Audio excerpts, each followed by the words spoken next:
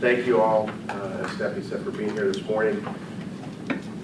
The Office of Economic Development, and really we're doing this with our partners and other county departments, with the Small Business Development Center, our federal and state partners with Congressman Takano's office, the Employment Development Department is here as well. These are resources that are available to you that you've already invested in, and these programs are, I want to say they're no cost, but you really have invested not just your tax dollars, but obviously your blood, sweat, and tears through your service. And so take advantage of these programs. And there's so much, this is just the tip of the iceberg. So what I would encourage you is, there's way more programming. Now we got your information, you're on our mailing list, so we're gonna bug the crap out of you from here on out. I say that jokingly. But you're gonna get more information about our business services and the programs that are available. Please, there's some really great information that can help you, whether you're starting a business, you're an existing business. It is really amazing what's out there, and a lot of it's very specific. In the old days, a lot of the information would be very general and generic. Now there's programs towards restaurants and manufacturing, e-commerce, and all the financing programs that are out there. Please feel free to take advantage of it. If you need more information, the county and our partners are here to serve you.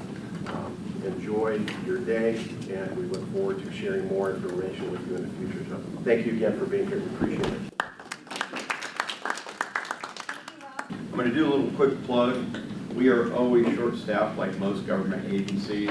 We always are posting for and recruiting for folks to come work for us. If you go to the county website, look under Human Resources, in there, there's a link in there to bring you right to all the current job openings. Once you find that, just type in veteran, it'll go right to veterans representative, essentially. So we started in 1930. The Board of Supervisors created this program for Riverside County. Oh, I'm going to go through this very quickly due to the fact that I'm going to take questions after, because I get a lot of questions when I'm done. So this is our mission statement: to promote and honor all veterans. Essentially, I like to say what we do is we assist veterans in seeking their benefits through advocacy and filling out paperwork.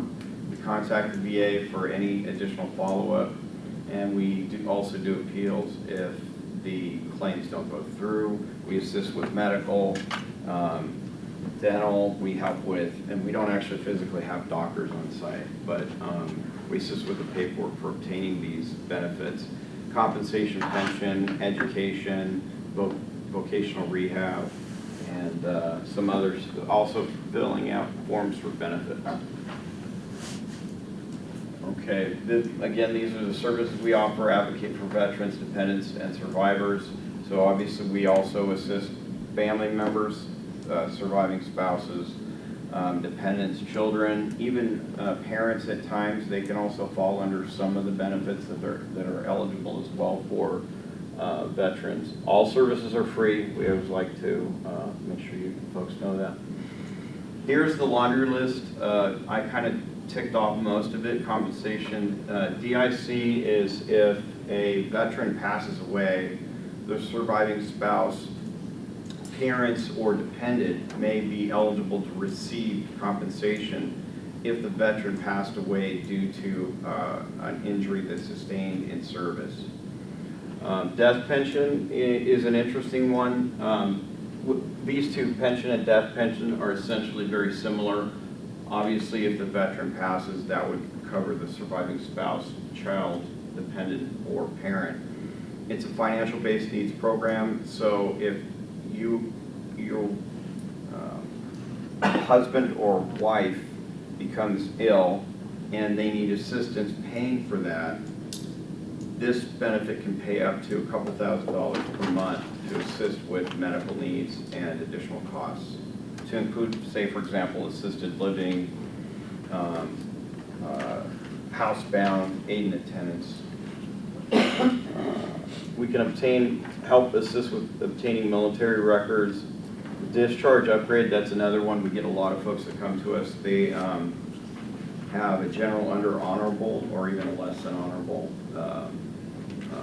discharge and something occurred to them, oftentimes PTSD or MST during service, they've started using drugs or gotten in trouble in some other fashion, and they were essentially released from the service, and their discharge status was lower than honorable.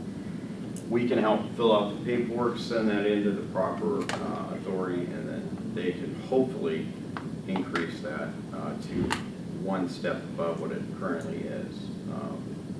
I can tell you this from experience, it's only usually one step, and roughly 10 to 15% are successful. So it's difficult, but I would strongly recommend or encourage you, if you do in fact need that upgrade, come see us, because the paperwork is quite extensive. There's a lot to fill out. There's a lot to gather. It takes about a year to get it all together. Vocational rehab is if you are in a situation where you no longer can do your job due to your service-related condition, and you need to change jobs. The VA will help assist by paying for re-educating you. It can also be if you're at a point where you want to try to find a job that is a little bit higher up, maybe a supervisorial job. They can assist in obtaining possibly like an MBA or PhD or additional technical education on top of that. Education benefits, I think if you're a veteran, most of us know what the education benefits are. Chapter 33, 35, CalVet fee waiver. Matt Chen, who's in the back, can assist if there's an issue with the California vet fee waiver. He's right there, you can look behind you. We also do all the paperwork for all of these different educational benefits. Life insurance is available. There's SGLI, that's while you're in servicemen's group life insurance, VGLI, which is Veterans Group Life Insurance. I have this, a lot of folks don't know, and if you have young veterans that are young servicemen or women that are getting out, it's really important to remind them that this is an opportunity to continue that SGLI.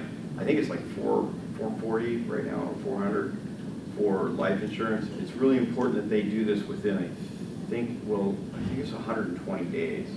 So a lot of folks don't take the opportunity to do this. You're young, you want to get out, you don't want to talk about the service anymore. I know that happens, right? So, but this is a really important benefit that they can carry through the rest of their life, and it does help with the family.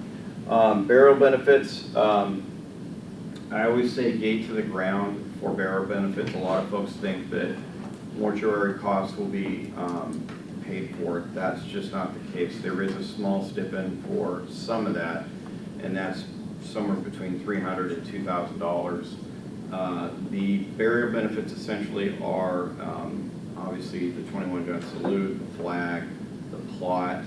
It also includes if you're currently married, your spouse, if you have either a disabled child or other dependent, they can also be buried in the cemetery as well.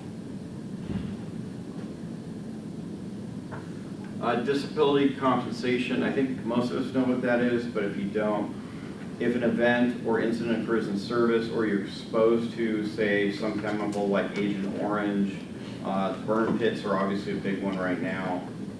Also Camp Lejeune. There's some new ones that come out with Agent Orange. There's always new things that are always opening up. For example, they just opened up Thailand, Laos, and Cambodia for Agent Orange. So it's presumptive, as opposed to before, if you were in Thailand, you had to prove that you were part of the security detail that worked along the base, just right along the fence lines or inside the fence lines. You no longer have to do that. It's all presumptive. I highly recommend, if you were part of going to Afghanistan, Iraq, Vietnam, just come see us. We really need to go over where you were, what you're doing, what you were potentially exposed to. So what the government or VA does is once they determine that your condition or issue is, they will pay you a tax-free amount anywhere from 10 to 100%, which can be anywhere from about $150 up to several $1,000s every month, tax-free for the rest of your life. So I highly encourage folks to come in and do that. Also, if you're rated for a service-connected condition, again, the California fee waiver comes into play. That's where the VA will, I'm sorry, the state will waive your children's public school tuition. So if they are going to Cal State, UC, or junior college or community college, I think they call it now, they waive that, and you don't have to pay that tuition any longer. You do have to pay some fees and books and that sort of thing, but that's a big, I got 2 kids right now that are currently in college, and I think it's both at UCs, and I think it's $16,000 a year now, something like that. So that's kind of a big benefit. So come see us. You're even 0% rated. I thought I'd also mention this. 0% is you could have a scar that was in service. You had even a small scar. We can prove that it occurred during service. That in itself covers and creates the potential to utilize that benefit. DIC, I talked really quickly about that one. That one is if the spouse passes away due to a service-related condition, we can potentially get additional monies for the surviving spouse. This becomes really important because a lot of folks don't know as you get towards Social Security age, if one spouse passes, you lose that secondary Social Security. And so and also on top of it, if the spouse is 100% and they're also receiving Social Security, that's several $1,000s that just essentially evaporates for that surviving spouse. If your budget is at a certain level and you've lost $2-3 grand a month, that can be very detrimental to your finances, your budget. I've had folks that I've talked to, they had to actually sell their homes and leave. So I would highly encourage folks to, if somebody they know, their spouse passed away and they're a veteran, please have them come in and see us. Pension is, you have to have 1 day of work time experience for this benefit. This is the financial needs-based benefit that assists with paying for additional medical if they are if they're not able to pay for all their medical benefits. For example, if they're receiving prescriptions or assisted living or care at home, the VA will pay up to about $2 grand a month to assist with that. Potentially, as long as they are eligible. Okay, so there's aid and attendance and housebound. I'm not going to get into this too much. This is similar to pension, or it's part of it, financial-based needs benefit. It can also be for compensation. They pay additional monies for those that that are at home, are unable to get out of their home, or even get out of bed, or they need assistance feeding, bathing, that sort of thing. Sorry, I'm not trying. I know I got to only do Voc rehab, I talked about. This is now called VR&E. This is excellent if you need to get additional training for a job. You want to get a raise, you want to promote, you want to go from one type of job to completely different skill set. The VA pays. This is a great benefit. If you're at least 10% and you're unable to, excuse me, get into a new job line, this benefit is unreal. They pay for everything: books, computer, classes. They also pay a stipend every month for about $2 grand to pay for your rent, mortgage, or whatever the case may be. This is a really good one. Post 9/11, all of us know pretty much all of this. I just went over Voc rehab, California college tuition fee waiver. Most of us know post 9/11. That's pretty. Some of us we don't have it anymore if you're past the 15-year mark. But if you're within that 15-year time frame, it's up to 36 months. But just come see us.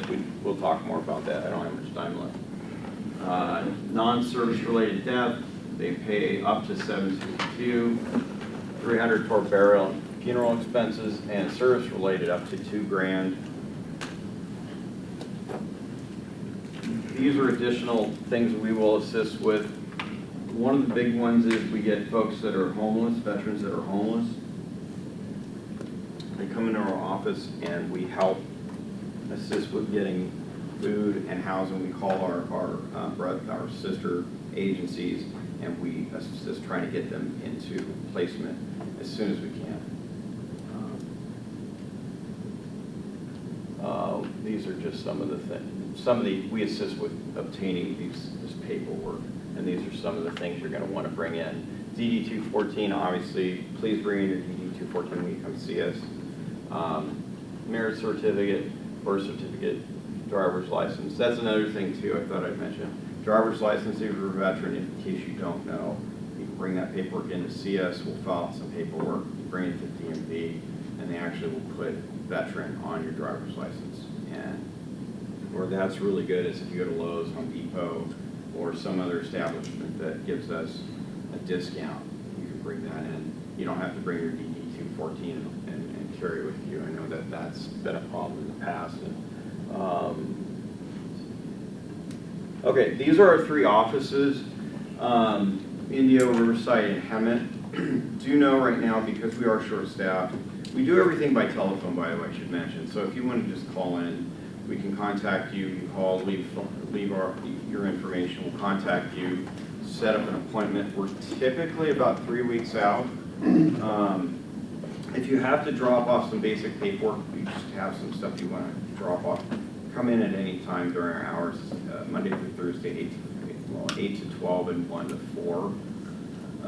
You can drop paperwork off, but actually seeing a vet rep on that given day is unlikely, because we are about 3 weeks out. Do I have any time for Q&A?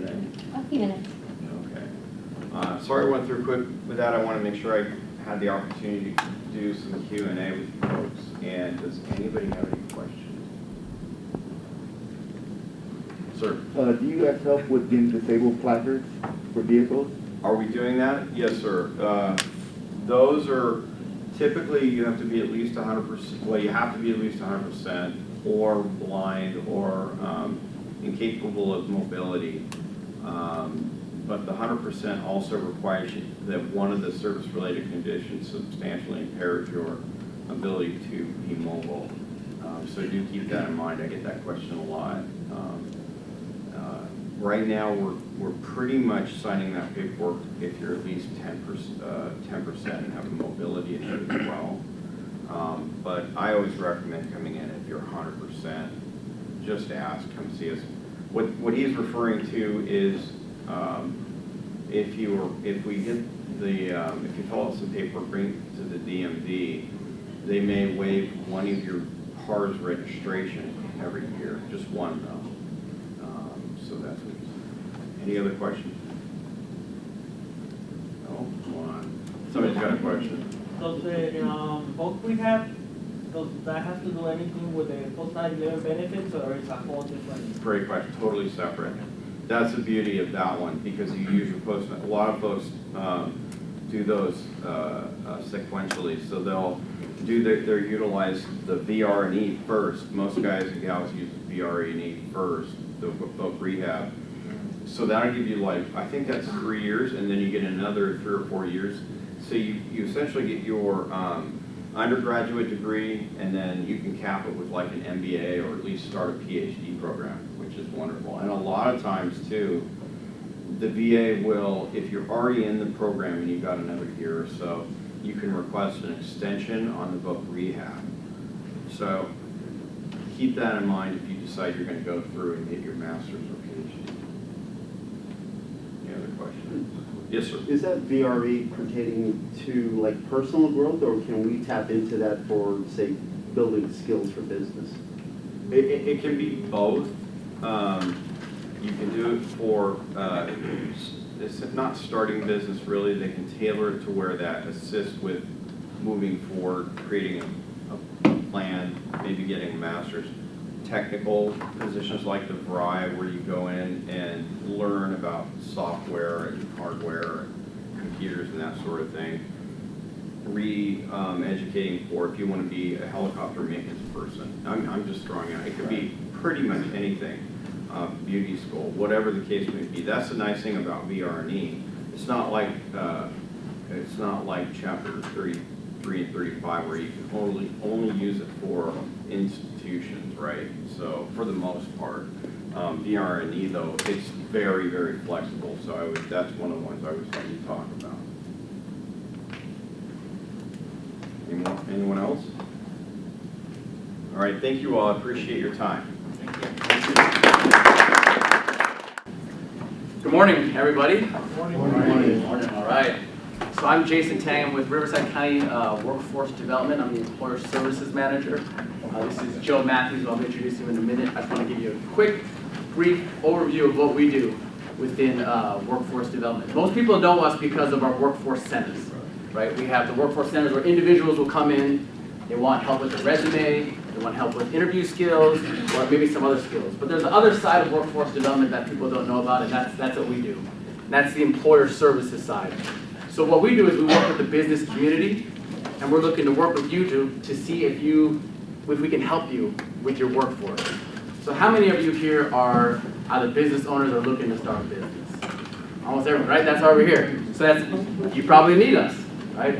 So our services are there to help you, and we're here to do what we can to help you recruit, to help you train, or other services that you might need. I should also mention there is a county business veteran resource fair coming up in November in Moreno Valley. They have some flyers in the back. And I also want to say thank you to all of you who served our country as well. Really appreciate that service. My brother is active in the Navy, and so I know the sacrifice that you guys all made for our freedom, so I appreciate that.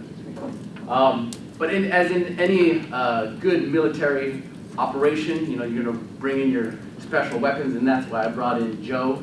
He's one of our lead consultants, and he is also a veteran himself. And so I'm going to let Joe speak about our services specifically, but we're really here just to whet your appetite, give you a little brief overview of what we do, and hope you'll come and talk to us more in detail about your specific needs. So I'll go around and pass our flyers on, and Joe will take over from here. Right, good morning, ladies and gentlemen. Like you said, my name is Joe Matthews. I was operations specialist in the United States Navy. Did that for 4 years. If you guys know, that wasn't really hard work. Sorry. But last one's on the ship, first one's off. Yeah, you guys know the drill. Hey, sailors in here. But no, Riverside County Employer Services, we do a lot of amazing things. Jason is passing out some pamphlets.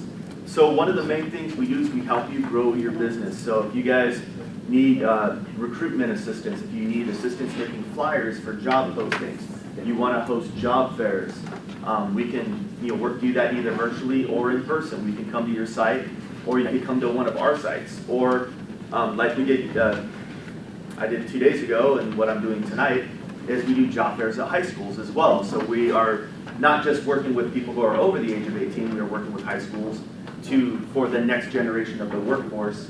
And sometimes you just coming into a high school now is letting them know that, hey, this business is there, and you have an employee 6 months from now. Somebody who's interested in coming to work for you.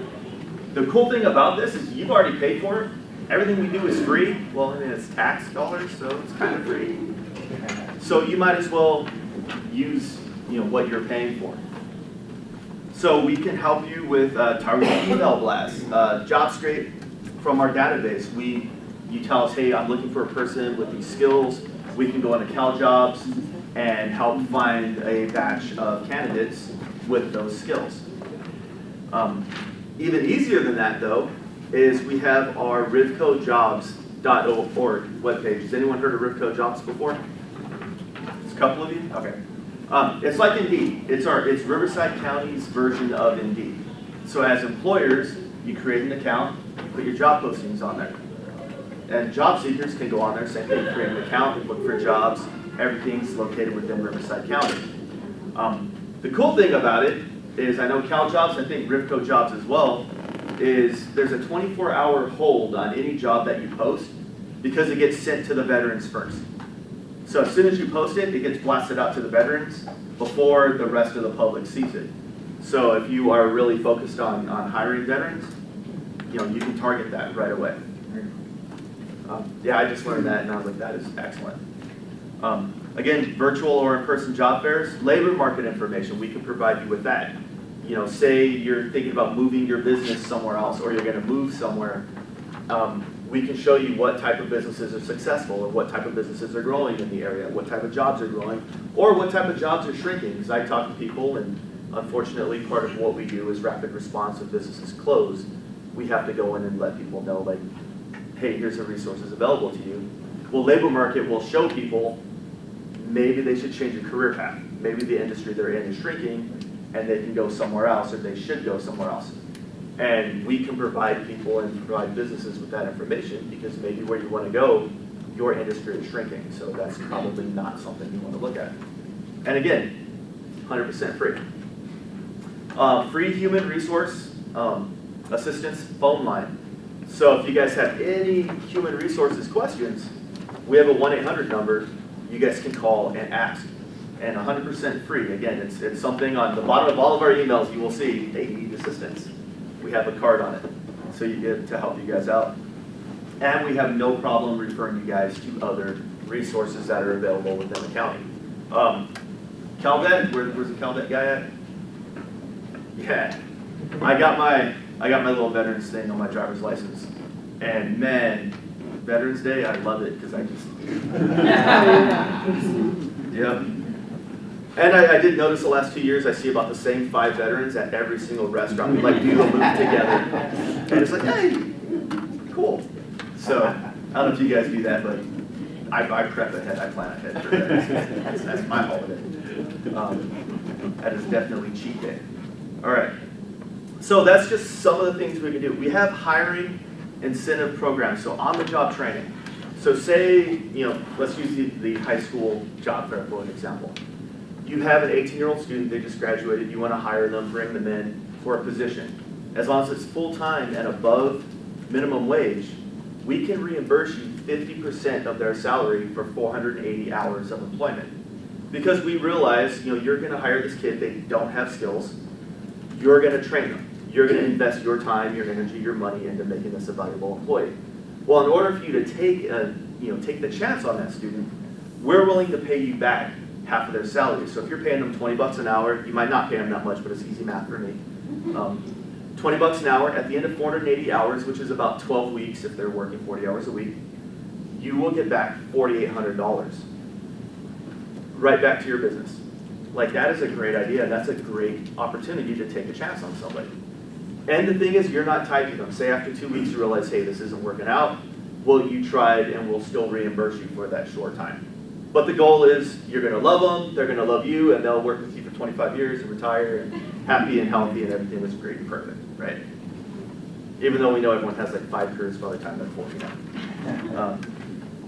Expanded subsidized employment. That is, I don't know the reimbursement on that. Is that? It's going to be, so that matches up with, that program matches with the Department of Public Social Services. So if we can make a match with them, it's 100% reimbursement for 6 months. But there has to be a match with the individuals who are receiving the Cal Fresh or the Cal Works. Yeah. So if you guys want more information on that, let us know, and we can set up a meeting with our person Mercedes who oversees that part of it. I should also mention with that one too, there is what's called a work experience program as well, where you can actually, if you're a nonprofit, you can get an employee for free who will work with you for 90 to 180 days. So that's if you're a nonprofit. So, but if you have more questions, obviously we'll be here to answer those too. All right. And then, of course, our P2E, Prison to Employment program we have as well. I don't have a lot of details on that. Unfortunately, I haven't worked with that yet. But that is another program where we're trying to get people who are coming out of incarceration employed and being happy and you know, good contributors to society. So on-the-job training, covered that. rivcojobs.org, covered that. Virtual, yeah. And then on the other end of the spectrum is our team does rapid response. So say, unfortunately, you have to lay off employees. It happens. That's kind of what, you know, it's happening all over the place right now. Me and my team would come in and work with your employees and talk to them and say, hey, unfortunately, you know, you guys are being laid off, but here's all the county resources that are available to you, county, state. We explain, we bring in someone from EDD to explain unemployment. And then we talk about the workforce development centers, retraining opportunities, and healthcare and what to do with their retirement. That way, if you do have to lay somebody off, they're not just walking out into the public like, I don't know what to do next. At least they know that there's hope and there's resources available to them. So that's pretty much it. Do you guys have any questions? Sir? I'll go to you next. With the reimbursements, can you stack those with what cities offer? So, like for Moreno Valley, they have the higher index refund or reimbursement, and then you guys also have a similar program. So can that business get reimbursed for both programs? With the same individual? With the same individual? That is a great question. Yeah, we'll get back to you on that one. Thank you. Yeah. Stock answer for I don't know. Great question. We'll get back to you. All right. Yes. So you said use our facilities. What do you have that you use at your facility? Oh, well, Printers, like, I'm just curious. at our facilities, well, if you wanted to do just say a job fair, you could come in and we have conference rooms that we can do a job fair. We do have printers, but yeah, available, so we could help print out flyers. We can help you with the marketing materials and things like that. Yeah, and again, we just make an appointment, set it up. We'll help you advertise everything. Okay, one more question. Yeah. Sorry. Internships. I have a business, but I'm not sure I'm ready to, fork out all this money just to, have somebody help me.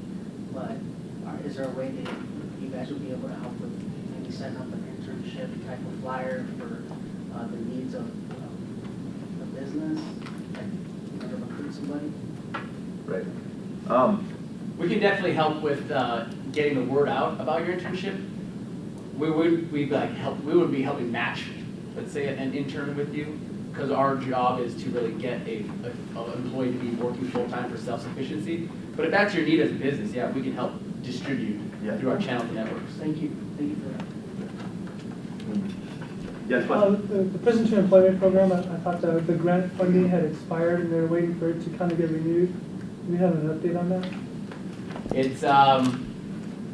It's being worked on and hopefully renewed soon. Thank you. all right. Yes. For your services for site selection, does that also come with like the financial services to help find a brick and mortar? Site selection would be more Office of Economic Development. Oh, okay. So I can help you with that after, or you can reach out to me. I can help you with that. Okay, thank you. We have multiple. So we have offices in Riverside, Moreno Valley at the Vert, Hemet, and then all the way out in India. So We're also able to come to wherever you are too. yeah, honestly, give us a call. Like I have no problem because honestly, I never see my desk. I think I see my desk for like an hour here and there. I have no problem going and visiting businesses. I mean, I honestly prefer that to sitting at a desk. So if you guys have questions, we can come to you wherever you're at and help you guys out and visit your site and, answer questions. And we're not afraid of a free lunch either. So. On Veterans Day though, you get it. Anything else? All right, cool. Thank you. Thank you so much. It's a great presentation for workforce development. So our next presenter is going to be Carla Panzera, and she's with the Inland Empire Small Business Development Center. I know, it's a mouthful. I was gonna just pull up ours. Is this one? No, it's better. Oh, Here's okay. Just so I have a background. Right? what's that? Awesome. Okay, so I wanted to start by asking how many of you guys are existing businesses? And how many have the dream? You're like, I want to be a business owner. Okay, awesome. All right, so to tell you a little bit about us, and we're a mouthful, I know, we're the Inland Empire Small Business Development Center, and we provide free one-on-one business consulting and training to small businesses in any area that you can think of. You could be a startup, you could be existing, you're buying a business, doesn't matter, we can pretty much cater to it. I also have a very robust team here. That means we have a web developer on staff, we have a government contractor that will help you with that, who will speak later. I specialize in providing the money portion, so that's the fun part. I know, not everybody likes numbers. I do though, okay? So if you're looking for a loan or you're looking to buy a business, then I can do a cash flow analysis for you. I can help you improve your credit report if it's not where it needs to be. And we also teach these things. So just know that you can meet with us and I'll help you either in person, in Zoom, or on a phone call, whichever you prefer. We're also located downtown, walking distance, so if you guys got nothing to do, feel free to come see me, okay? But I want to make sure I didn't miss a few things that I wanted to talk to you about. So when it comes to our training, we teach about over 200 classes per year. So that's what I'm saying. Anything that you can think of, I know, we're busy. I know. Which is really nice. We're roughly doing about 10 to 20% in person at this point, and the rest are web-based, okay? And they rotate. So just know that they're not consistently at the same time, at the same date every time, okay? And we do look at the surveys that you guys give us to determine what is more valuable to you, and then we'll bring those experts in to teach those classes. And speaking of locations, right? So I told you that we have one here in Riverside, but we are actually throughout the Inland Empire, and we have a network connected to Orange County. Anything from Temecula, we're in Moreno Valley, we're in Rancho, I mean, we're everywhere. So by all means, you're not limited to this location. We also will cater to you if you're outside of our territory. We won't turn you away if you happen to be, like Carla could totally testify to this. We have people from Texas contacting us because they've heard about us, okay? Because our team is very robust. I'm telling you, we're pretty badass, not to like to our color here, but we are pretty good at what we do, okay?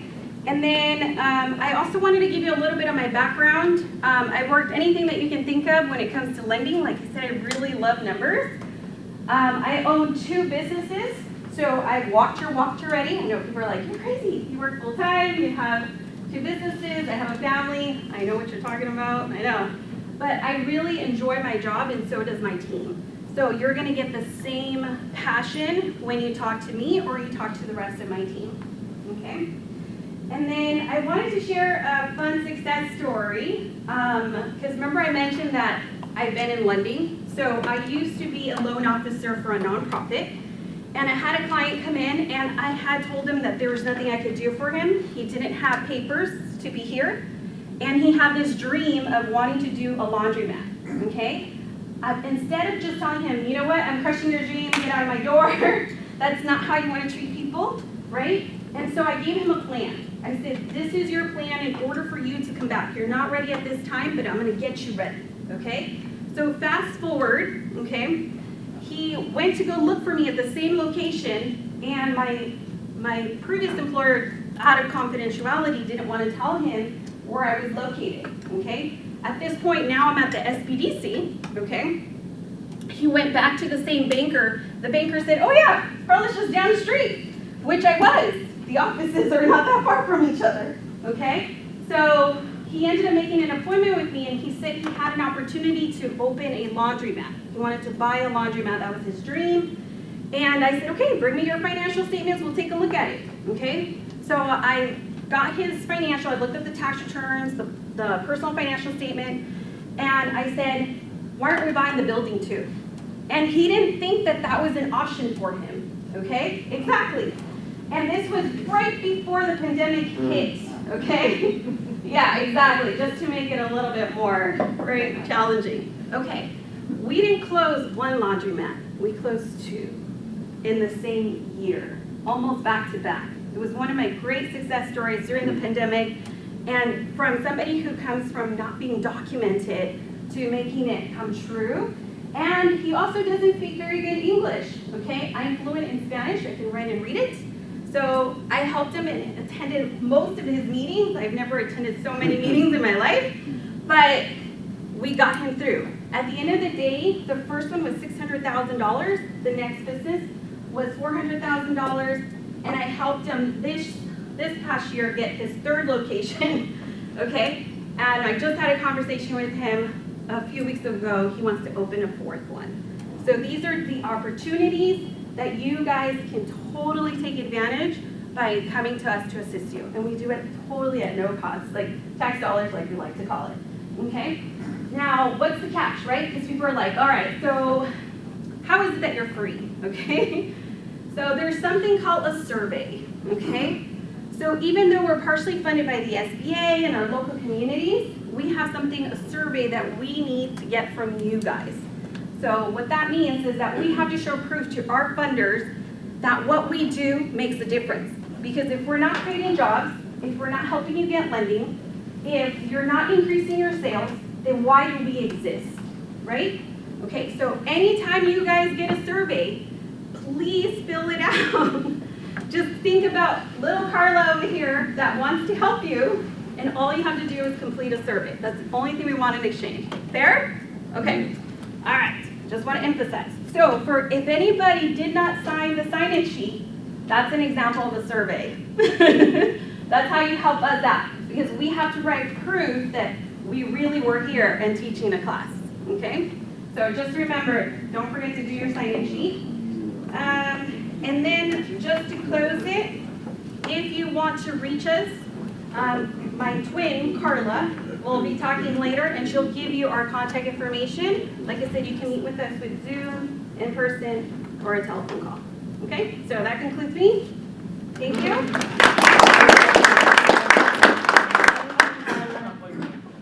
So Carla will give you the resource, yeah, because she'll stay here, but I'm actually just walking distance. And then I did leave my card, but I have a little toddler, and she went through my backpack and she took out all my business cards. I know, which I didn't realize until I got here. I know, but I will be giving you guys when she does the presentation my contact information or our contact information. Okay, and then there's one more question. Is that okay if I take it? Yeah, sure. Okay. I just wanted to get your name.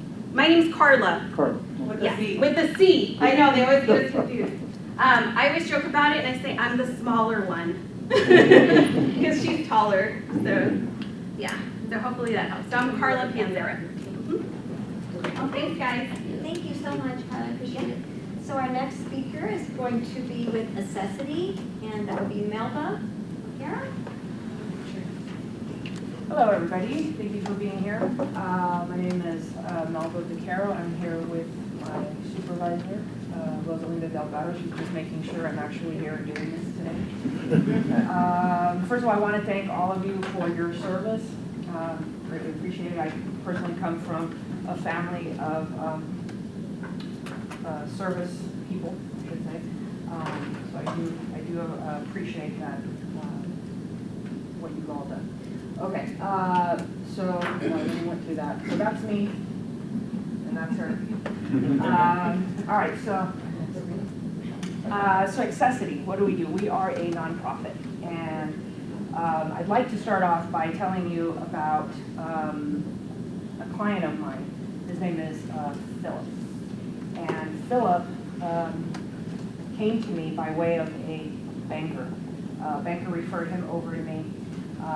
He went in with his wife to look for a loan. They wanted to purchase an appliance store. It was an existing appliance store that had actually been in business for, I think, over 30 years. Was doing actually pretty good. I'm not exactly sure exactly how he got into contact with these people or even knew that they were selling, but the point is he found out that they were going to sell. He saw an opportunity because this store had been doing gangbuster business. We're talking about a couple $1 million of business a year, and they had never advertised anything on the internet. They had never done it. And so he saw this opportunity to purchase this business and increase revenue by putting it on the internet. So he went ahead, spoke to his banker, tried to get a loan. Guess what? The bank's not giving you a loan because even though the business was in existence for 30 years, as far as Philip was concerned, it was going to be a startup for him because he had no experience doing this. So the bank went in, she talks to him, and she says, I cannot help you, but I can put you into contact with somebody that can. Fast forward a little bit, gets me involved in the picture, and then I go and I meet with them, tells me a little bit about what he wants to do. I went to go see this store, the appliance store, and you know, the process of all this, he's telling me, look, these people have never advertised on the internet. I can increase revenue. So I tell him, okay, I'm going to try to help you.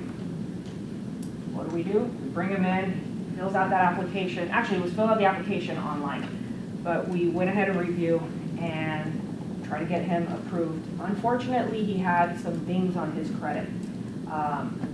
Not large dings, but some things that would basically prevent us from being able to help him at that moment. So we went ahead and referred him over to a partner of ours, which is also a nonprofit that helps with credit. And they were actually able to assist him into getting these little issues taken care of, I think it was about a month and a half. So in this time that he was trying to get approved, I'd given him the list of documents he needed to get, and he was hoping that the sellers were not going to move on to another buyer because they were a little bit in a hurry. So we ended up working out to where I went and I met with the sellers. I explained to him what was going on, and he saw that we were really trying to help him to get all the stuff that he needed to get done. So what they did was they came into arrangement where Philip was going to go and work in the store. Why? Twofold. One, so that the seller could see that he was actually invested in purchasing this business, and two, so that it would give us some time to get the credit fixed, and three, so that he would have the experience of working in this store for at least a couple of months, right? Fast forward a little bit more, we're able to fund him. He takes over the business, and fast forward a few more months, and he has come back to me again because he is opening up a different showroom. This is with less than a year later, opening up a different showroom in Murrieta. All of this brought on by the fact that he saw this opportunity, saw the fact that they weren't advertising on the internet, and was able to get that going, and all of a sudden this business exploded. So he's added, I think, 40% more revenue just based on internet traffic. So Philip is a veteran, and that's kind of the way he came to me because the banker that referred him knows that that's actually part of our target market, veterans. So just wanted to let you know that because these are the things, these are the success stories that we hope to multiply, duplicate. Anyway, so who are we? Accessity. We're a certified CDFI. We've been lending since 1994, and our niche is that we are trying to find the clients that are not bankable right now. What does not bankable mean? Generally, and I don't know if any of you have had experience going to a bank, they usually want 2 years of you being in business already, and they want minimum thresholds of $250,000 gross revenue in a year.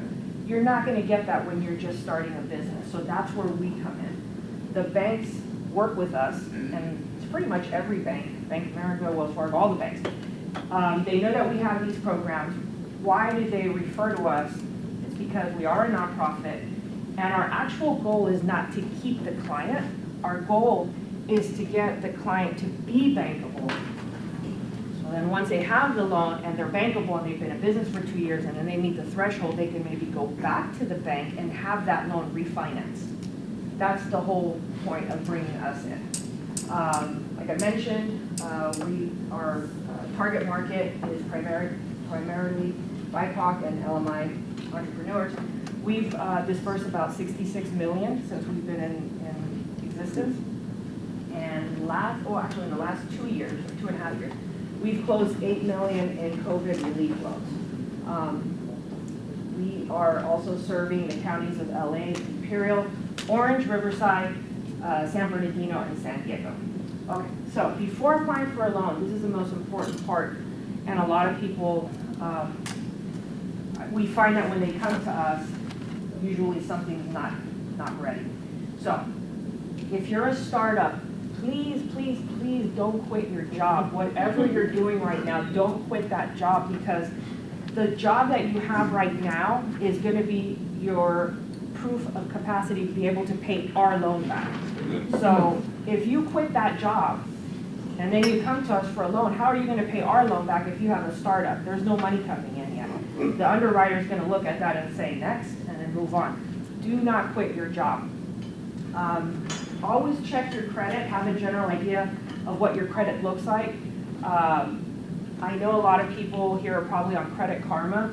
I just want to let you know Credit Karma is not accurate in terms of what we look for. There's different scoring models for credit. That's not it for us. That Vantage 3.0, which is usually what Credit Karma goes off of, that's not what we're looking for. It could be close, but generally the scoring model that we go off of will end up rating less.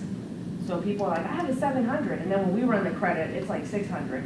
And they're like, I don't understand. So that's where that comes in. It's just a different scoring model, but I just want you to be familiar with the fact that, you know, there might be that discrepancy when you actually come to apply.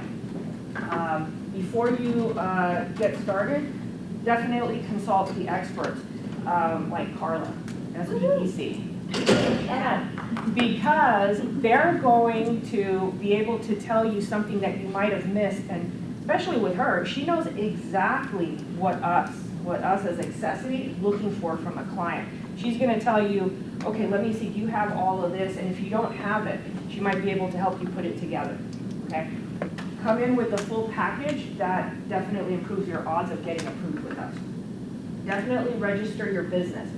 Must be registered here in California. We have a lot of companies that look to register out for whatever purpose, whatever reason, but it has to be registered here in California because we get a state guarantee, and the state guarantee says it has to be registered here because they're going to guarantee it. It's because they're going to collect taxes on it, and that's what it all comes back down to. Open a business bank account and write a business plan and projections, which again, SBDC would be able to help you with.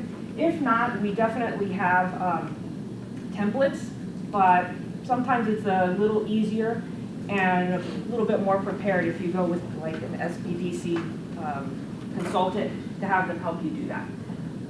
Set up an accounting system if you can.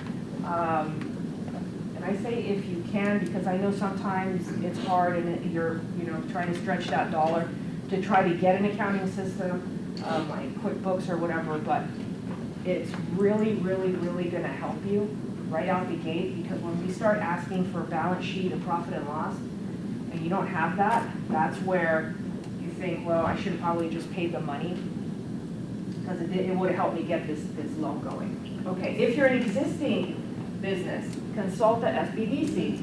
Why? Because they're going to be able to tell you what it is that we're going to need, even if you're an existing business. It is a little bit different, but they can still help you. Plan ahead, meaning, and this is very, very important, do not come to ask for money when you've already depleted all of your funds. By that time, it's too late, unfortunately.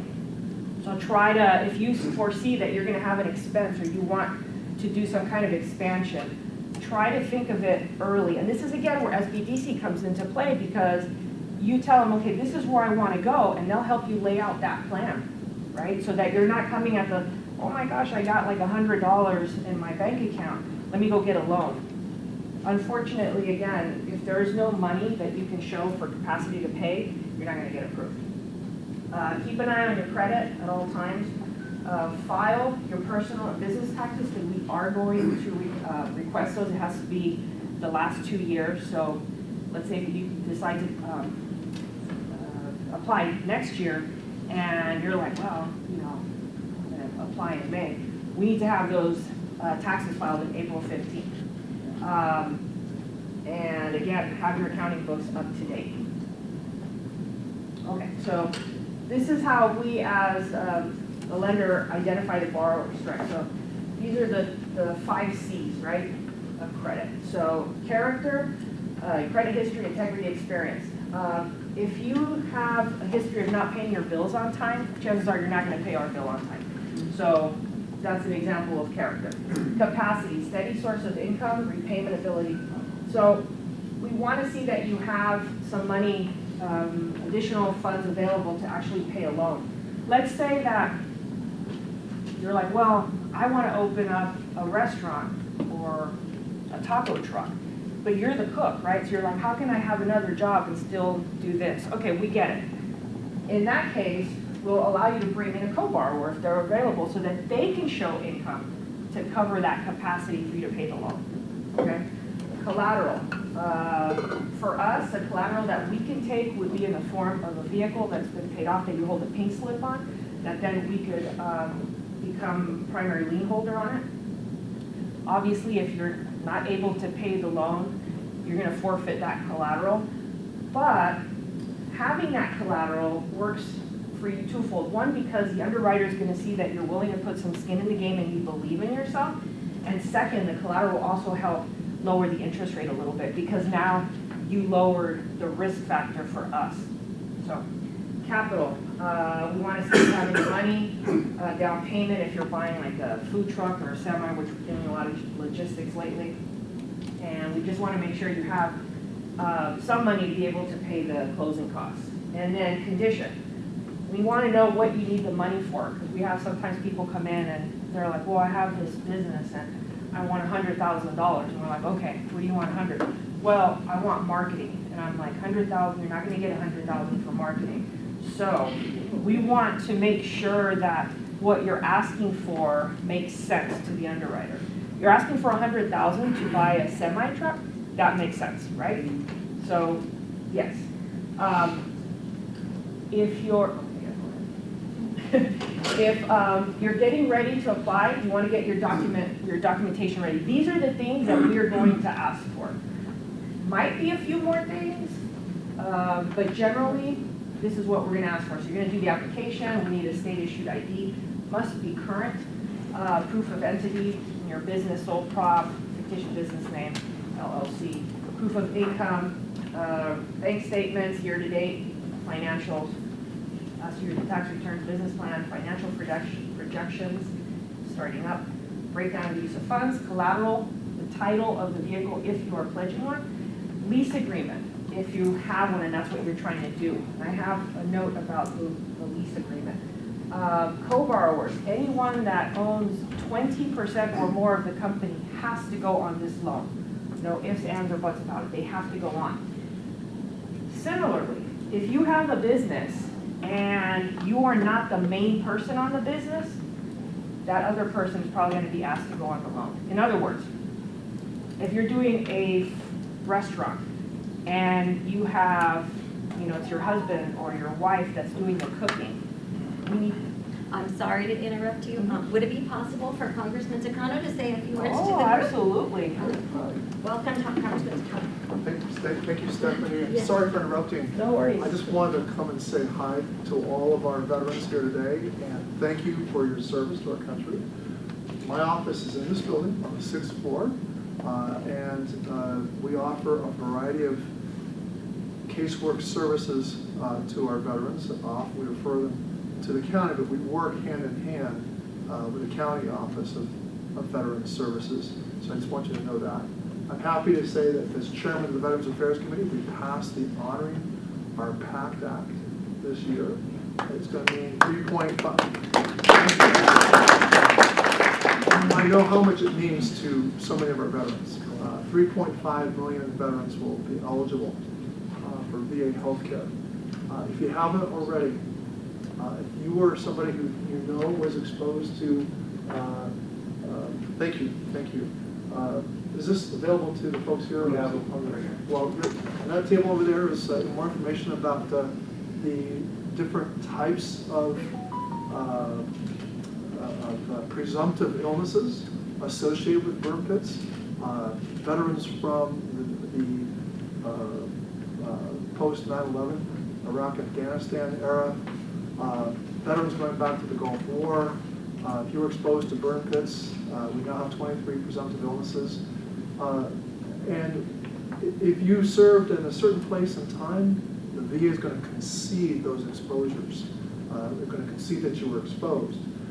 And it should make you eligible for an extended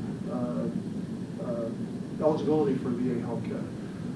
But look, there's many more issues besides VA health care. There's also VA benefits, the home loan, an array of benefits. You should definitely get in touch with them, and you're going to hear also about what's available. So it's been you know, the pride of my life, or the honor of my life, actually, to have been able to get this bill through the Congress. And I just know, also, for Vietnam veterans, if you know people, Vietnam War era veterans, Laos, Cambodia, and Thailand, and actually people who served in Guam during the Vietnam War era, Agent Orange exposure is also DMZ. There was a comprehensive bill. We try to address as many cohorts of veterans as possible who were exposed to toxic substances. I wish I could, this is an impromptu visit, but again, 6th floor, proud to serve you, honored to serve you. Thank you again for your service to our country. Thank you.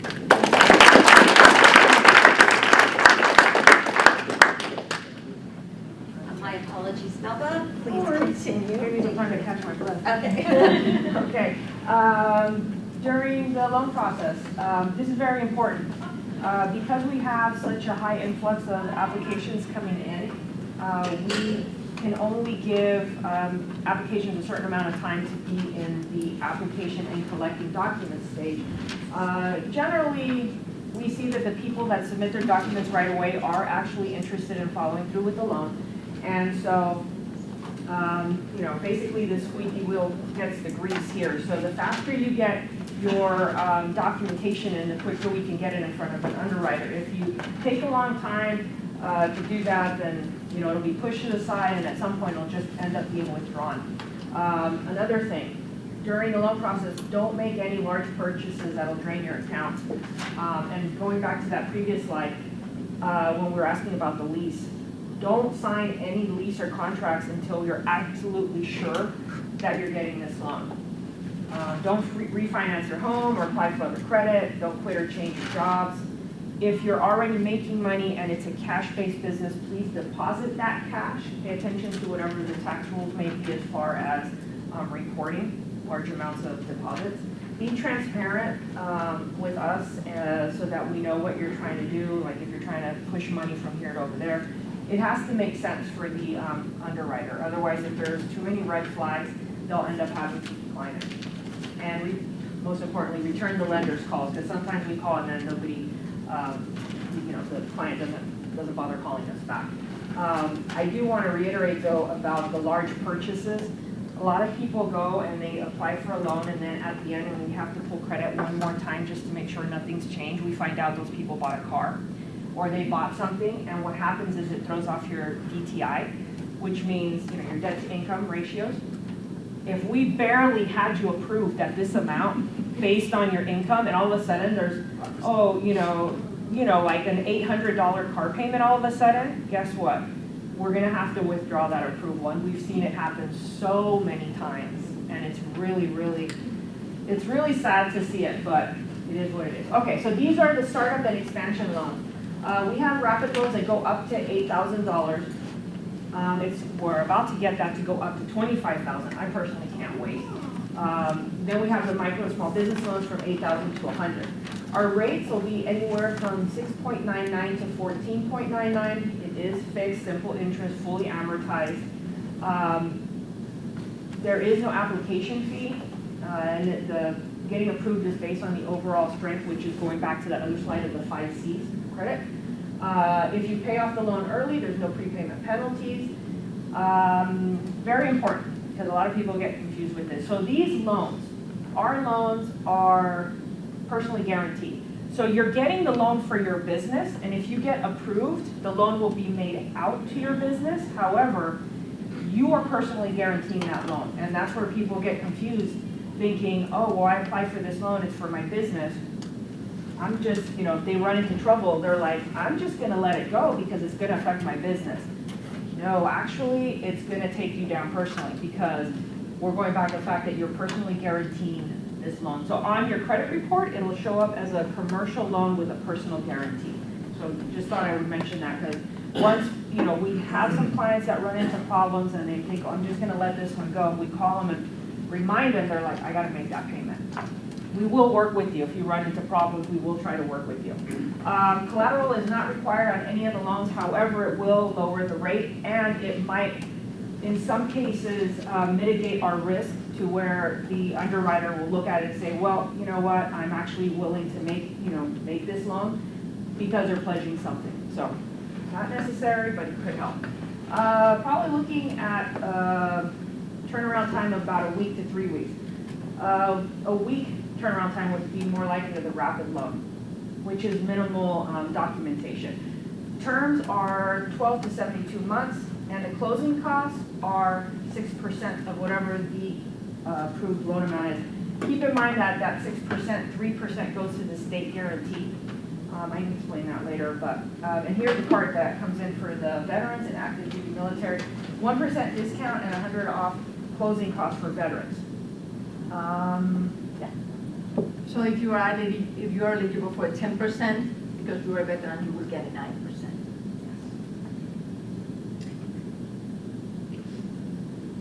So that's our website.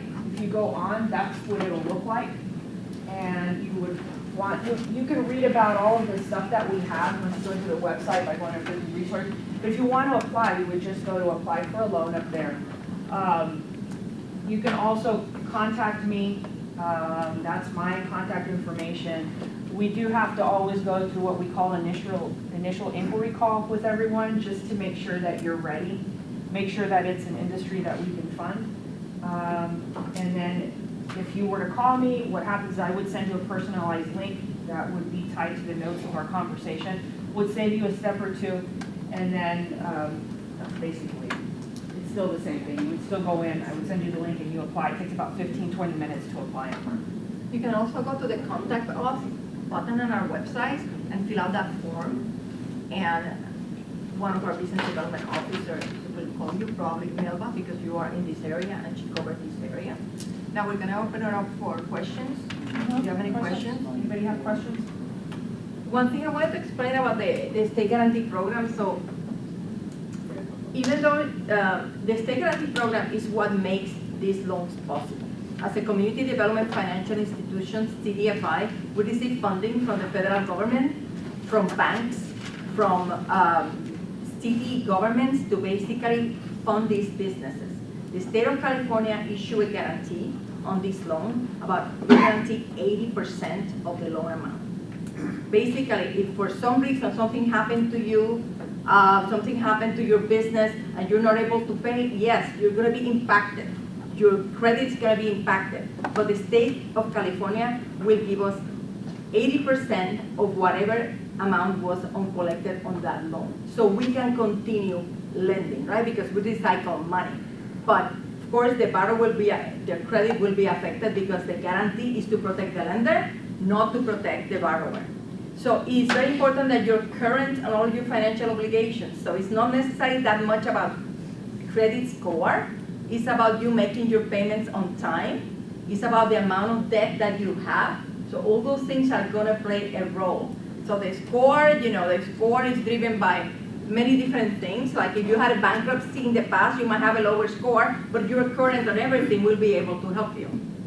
Just to give you an example. So any questions that we can answer?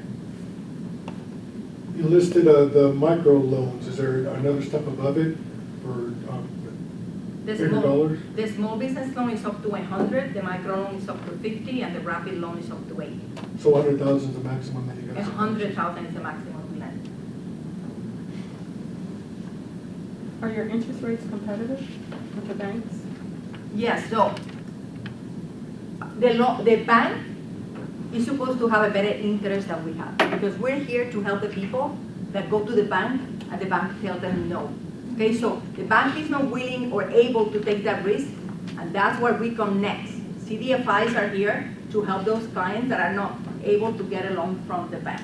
That doesn't mean everybody's going to qualify, because the bank can reject you because you had a 500 credit score, so we probably will reject you too, right? So it has to be, you still have to meet the criteria of the next lender, which is the CDFI. And we are not the only CDFI in the state of California. There are over 250 CDFIs serving the state of California. You can connect with them through, let's suppose you want 150,000, right? There are CDFIs that lend that amount, 250,000. So there are two different platforms that you need to know. One is connect2capital.com, connect2capital.com, and the other one is venturize.org. That is from the Small Business Majority. They developed that website. They are both nationwide. So we service Southern California. If you, let's suppose you move to Texas, there's other CDFIs that service that area. Can I just add to that, in regards to the interest rate, our interest rates are not tied to the Federal Reserve and everything that's going on. So at some point, those rates are gonna start catching us, even though a lot of people look at our rates and they're like, wow, 14.99. Those rates are just set by our credit committee, and but they're not tied to these rising interest rates. So we're gonna be steady, and we're gonna remain steady while these interest rates, whatever happens with them, that doesn't affect us at all. I just wanted to let you know that. One important point is, if you are a business owner, you're probably have received information about lenders, right? Online lenders, which lend money. Business lending, anyone can ask for whatever they want in terms of business lending. We are regulated. A lot of these business loans are going to be regulated by December 9th, so everybody has to comply by December 9th. December 9th, they have to provide an APR. But there is a lot of predatory lending out there. People come to us to get them out of trouble. Sometimes we cannot, because they already have a loan that is, any loan over 30%, business loans over 30% are considered predatory. So be careful if you go to one of those online lenders. Make sure you know what the APR, the interest rate is going to be, and that there are no prepayment penalties. But what that means is that you're going to pay until that day the interest for that day, and you're not going to be paying all the interest for the whole term. And they tend to do a lot of short-term loans, large amount, and then you get stuck because you cannot pay them. So that's why organizations like us exist, to prevent you from going to predatory lenders. But we don't have the budget to advertise, right? We're not all over the internet, and we're not sending direct mailing to you. And the other thing is, if you get in the mailing list of these predatory lenders, a bank will not look at you, because it's a huge risk when you have a 40% loan. It's a risk to the bank because you're paying that loan. How are you going to pay their loan? So those are the things you need to keep in mind. Yeah, so as working with a lot of businesses, so a lot of businesses and mom-and-pop businesses, like you were saying earlier, and what Carla was saying, that a lot of people aren't doing the correct P&L statements and the correct business statements. So is it better to refer, because I get a lot of confusion out in the workplace, to send people back to the CDFIs, and it sounds like you guys are saying probably send them to the SBDCs first, and then have them come to the Yes, because a lot of people, the mentality of most people is they don't want to pay a lot of taxes, right? That's what happens. Like, you get there and you're like, I don't want to show too much income because I don't want to pay a lot of taxes. Everybody is, I get it. But the problem is that ends up hurting you when you go to apply for a loan, because now you didn't pay anything in taxes, but we're also not going to lend you anything because you're not showing anything. If you start showing a negative like each year, that's going to hurt you. In some cases, we're able to add some of that back, like if it's depreciation, but this is where the SBDC comes in, because they're going to tell you, that's not going to work. You need to show some income here to show them that you have capacity to pay back this loan. Unfortunately, you're going to probably have to pay some taxes, but that's the price you're going to have to pay to do business here. You know what I mean? Especially if you're going to ask for money. If you're not ever going to ask for money, and you want to always have the negative, hey, but it's going to hurt you once you go to ask for money. And so with the profit and loss and the balance sheet, a lot of people, we have the templates, but a lot of people still have that mentality of, I don't want to show too much, right? I don't want to show too much. That's going to hurt you. That's why we prefer you have them referred over to the SBDC. They're going to tell you, okay, you need to show this, and it needs to be accurate numbers to improve your odds of getting approved. And who doesn't want to lend money to people that are making money? Yeah. Everybody. It's just a lot of transparency peer is places, very a lot of small mom-and-pop shops that just are not running the right financials. Yeah. But they have the income coming in, they're depositing money in the checks. And in some cases, we might be able, like if we can follow, if you show us the money, we find the money, in some cases we might be able to try to work with them, but it's hard when those are file taxes, because then those are file taxes. So it's not on paper, we cannot count it. Yeah, so we need to see, like, even if it's bank statements with a lot of money coming in. It's usually sole prop, they just don't have the right Right, financials for yeah. what you guys are looking for, but, Yeah. or we were told to send them to CDFIs, but it sounds like we should be sending them to SBDs. I think you should send it to SBDC Well, first. you know, we're gonna provide templates, but they might not know what to do with the templates. Okay. And we have provided, we can provide certain technical assistance to a certain point, but SBDC is the best resource for that. That's why we partner with SBDC, so they can provide a technical assistance so we can move forward. When they tell us this is a loan-ready package, we'll move forward. Any other questions we have? Someone else? Okay, anything that we forgot? Rosalinda, I was gonna ask if you could talk about what's the benefit of getting a business loan versus financing it on your own? Because like, I get the question of, well, I can get a HELOC and, you know, why is that an issue of Okay. going for a HELOC and then going for business lending? Okay, that's a great question. Yeah, that's a great question. You know, when you have a HELOC, you know, we cannot compete with a HELOC. It might be, right, the best thing for you because it's cheap money, right?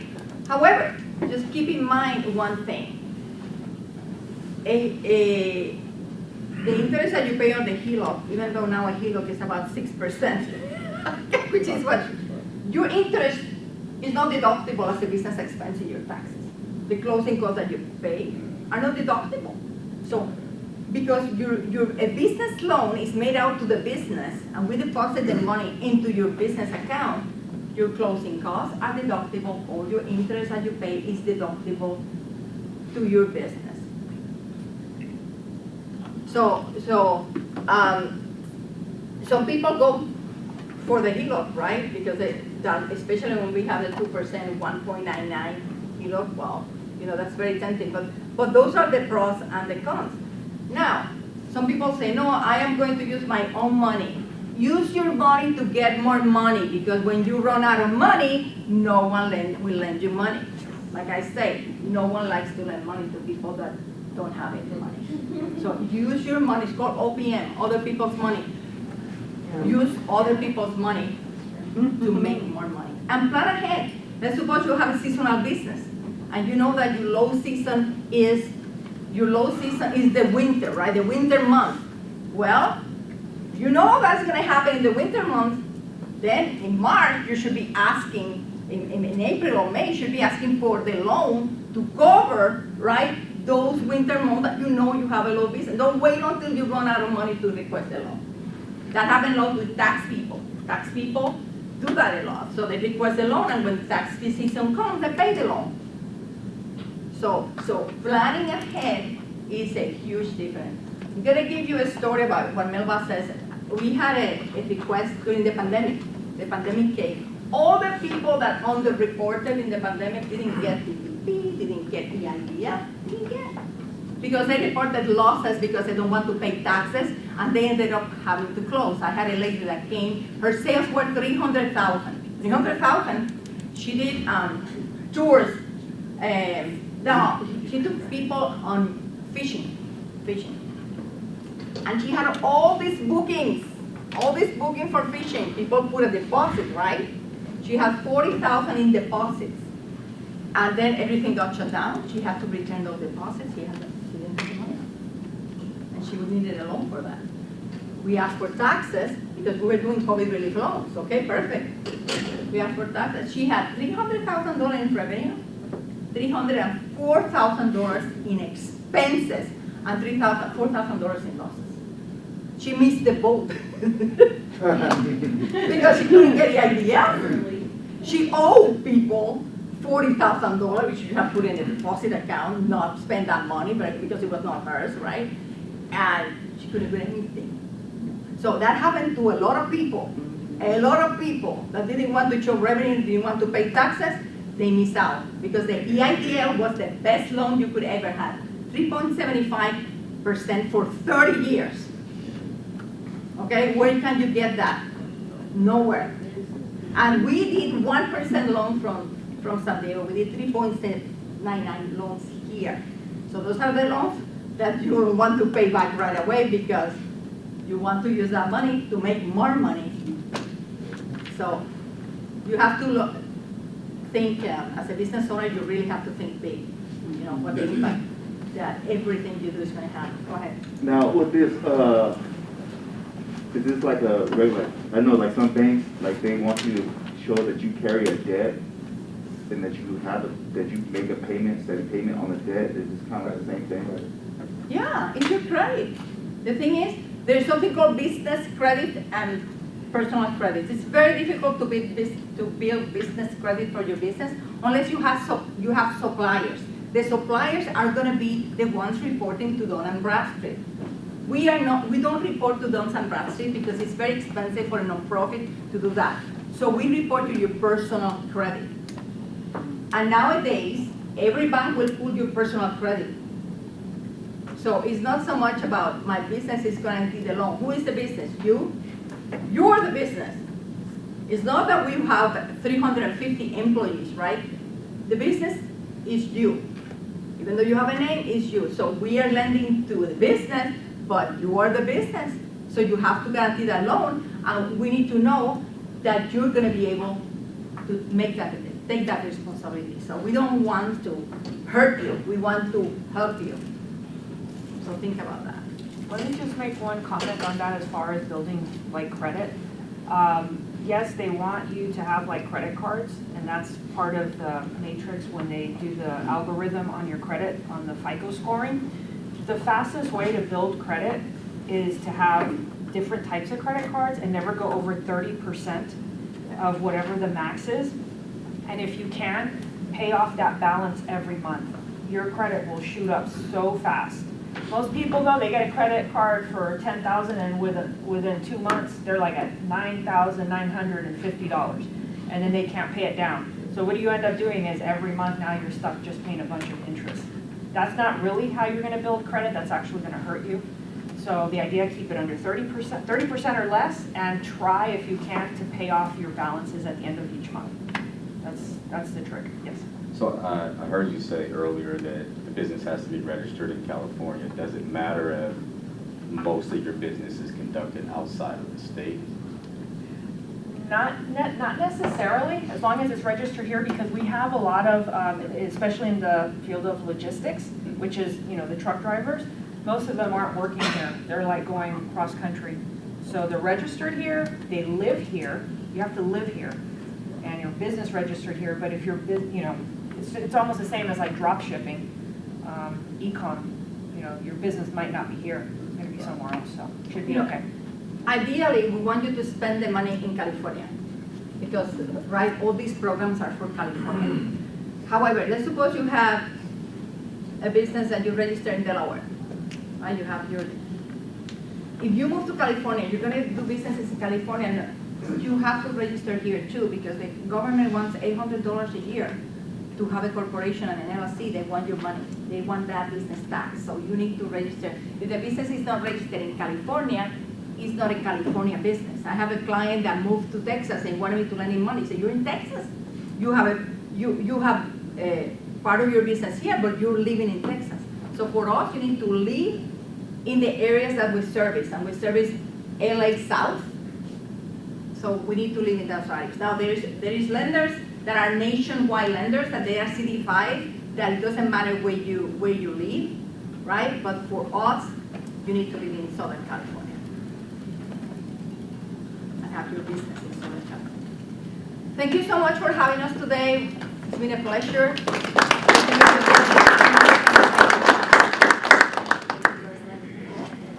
Okay, I hope everyone is enjoying the workshop today.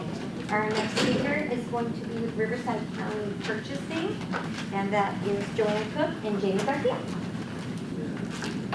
Good morning, everybody. I'm Jamie Garcia. I'm a procurement contract specialist with the County of Riverside. This is Joanne Cook. She is an Army veteran, and my son is actually serving in the Army currently and is in Germany. So we understand.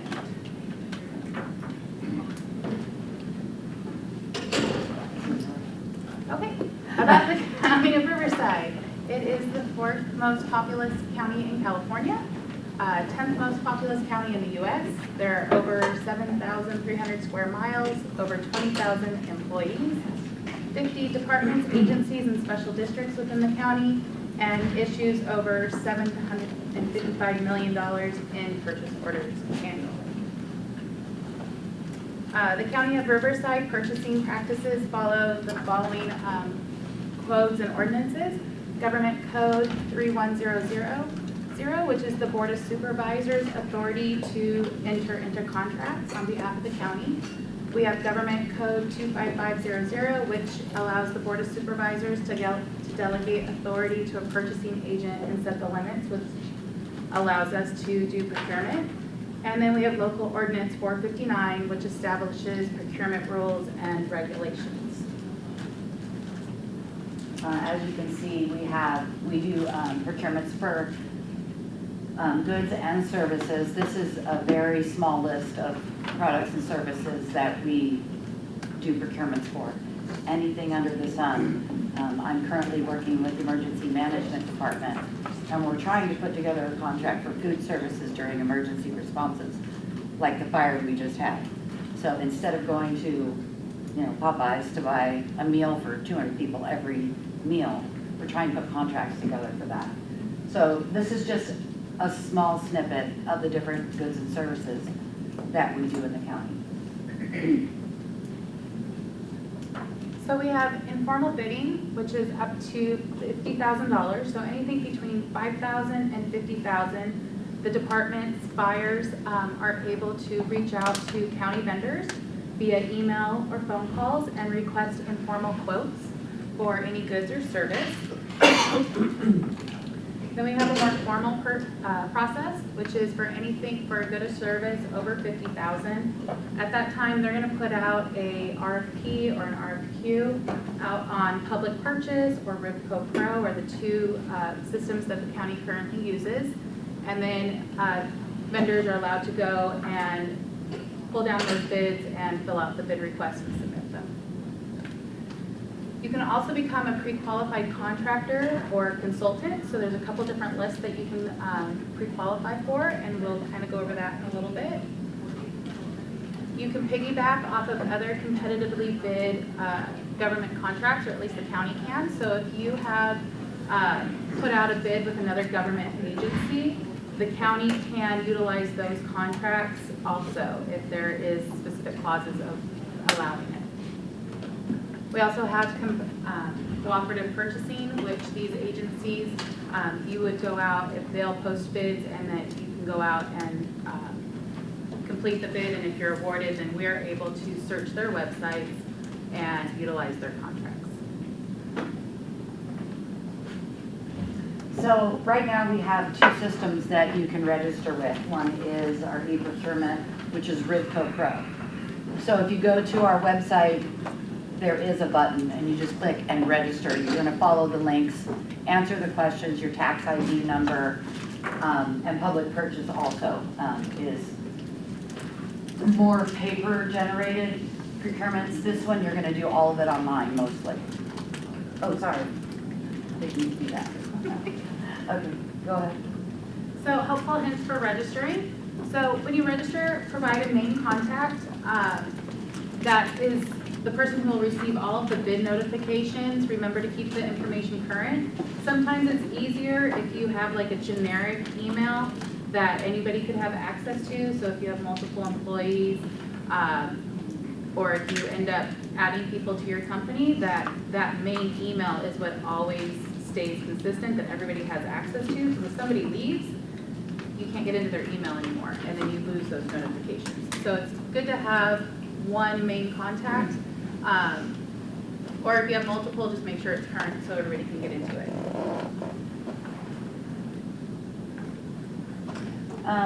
So when you go into the system, there is a section for NIGP codes, National Institute of Governmental Purchasing.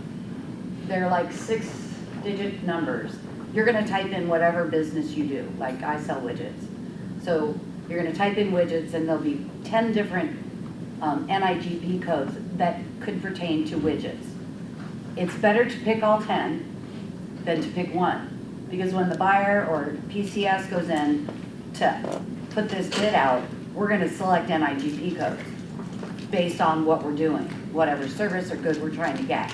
So the more codes that you can put in, the better. Granted, you may get more notifications on stuff that you may not be able to bid on, but it's better to get more than not enough. So make sure you pick a lot of them. I got a question. How long are usually the contract go for? Pardon me? How long are the contracts like a year? The contracts can be anywhere from 1 to 10 years. It just depends on the goods or service. It could be a one-time purchase. It just depends on what we're trying to do. But usually the contracts are 3 to 5 years as a general rule.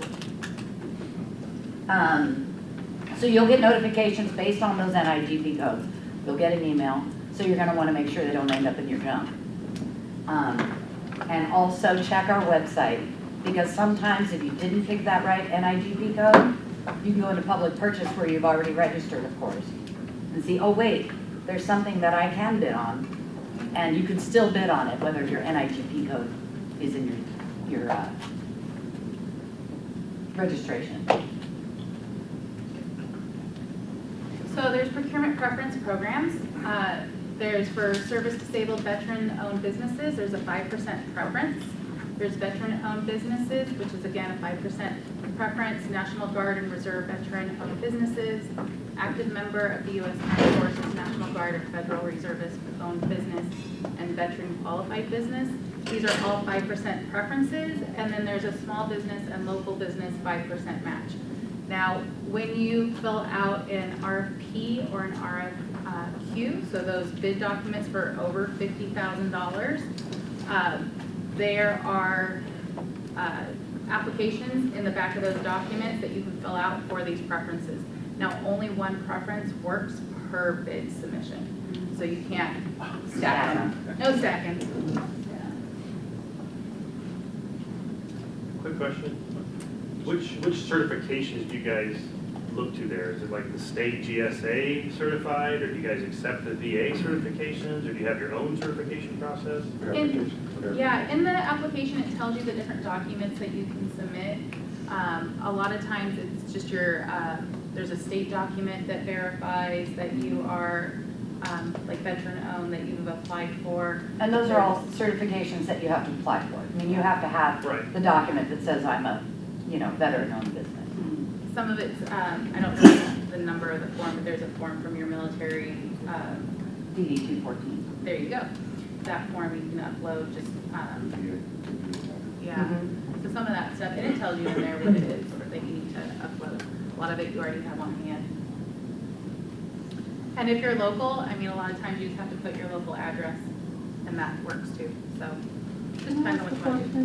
What's the difference between a veteran-owned and a veteran qualified? Qualified, I believe, is, so owned is if you own the business. Qualified is if you have a certain percentage of people who are veterans that work for you.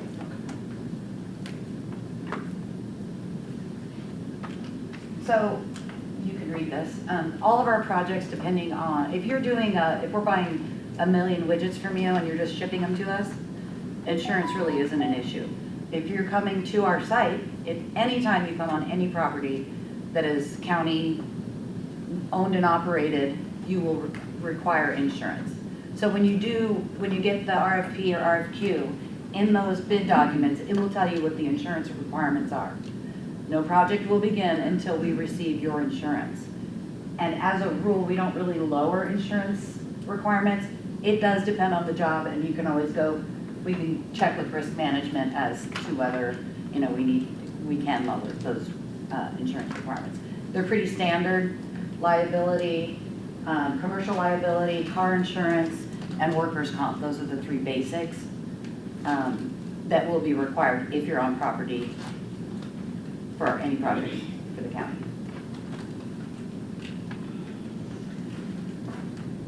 So, becoming a pre-qualified vendor, what is the benefit of becoming approved as a pre-qualified vendor? So, this applies more for like a construction project or public works. So, for projects that are approved or considered public works if they're under $60,000.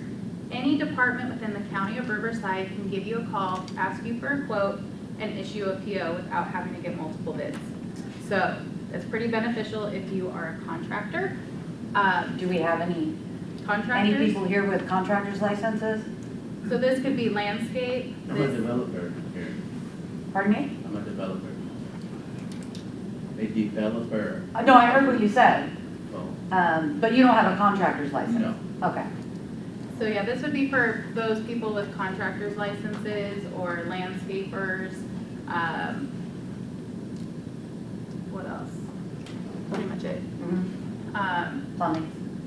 Plumbing, electrical work. And then there's exclusive small projects that don't require DIR registration. So that's Department of Industrial Relations. You wouldn't have to register with the state if you're working on projects under $25,000. To become a pre-qualified contractor, it is qualifications begin January 1st of each year and go through December each year. Contracts must be fully completed, the pre-qualification package. Contractors' pre-qualification status remain current through December 31st, and then we just send out a questionnaire at the end of the year, about November, just asking you to resubmit, make sure nothing has changed, and we re-qualify you for the next year. So the first time you apply, it's a pretty extensive packet, and then you just have to fill out a little questionnaire each year to remain active. And you can also apply anytime throughout the year. So if you decide that you're gonna go into plumbing or something later down the road, you can go ahead and submit the paperwork mid-year. It doesn't have to be at the beginning of each year. And here's the link for becoming a pre-qualified contractor. We also have flyers back on the table if you know anybody that might be interested. There's also pre-qualified contractors, architectural engineers and real estate related services. So these are good for every 3 years. And these are for those people that are doing consulting services, architectural services, maybe doing survey work, checking for asbestos, those type of programs. It is actually put out through the Facilities Management Department. This is the website that you can find it. It'll go back out to the winter of 2023 and is good for 3 years. Park and Open Space District, they just completed one and it'll be good for 3 years, so it won't go back out again for 3 more years. So the other one, you can do it anytime during the year. The pre-qual's under 200,000 anytime. These are only every 3 years. And these are for services. So no contractor's license required. And then here again is the Public Works that Joanne was just talking about. That's for annually for projects under 200. So what we had talked about is that any project under 60, the county can call you, say, hey, I need this work done, give me a quote, it's under 60, wham, bam, here's your PO, we get the work done. The point to it going up to 200 is for any project between 60 and 200,000, you're gonna be on a special notification that there's a bid available. So if the project ranges between $60,000 and $200,000, we're gonna notify you personally that, hey, here's a bid that's up, that's based on your contractor's license, and you might be interested in it. And so you'll get that notification. On the one that is real estate, what is the services that are related to real estate? I don't know exactly what they are. It's whatever services a real estate department, the division would need as far as like leasing? That's what I think it is. Okay. I think it's regarding leasing the property for the county. Yeah. Or sales of property from the county. So helpful hints for bids and proposals. So any of those RFPs, RFQs, RFPs that go out, you want to make sure you attend any pre-bid meetings, whether they are mandatory or not.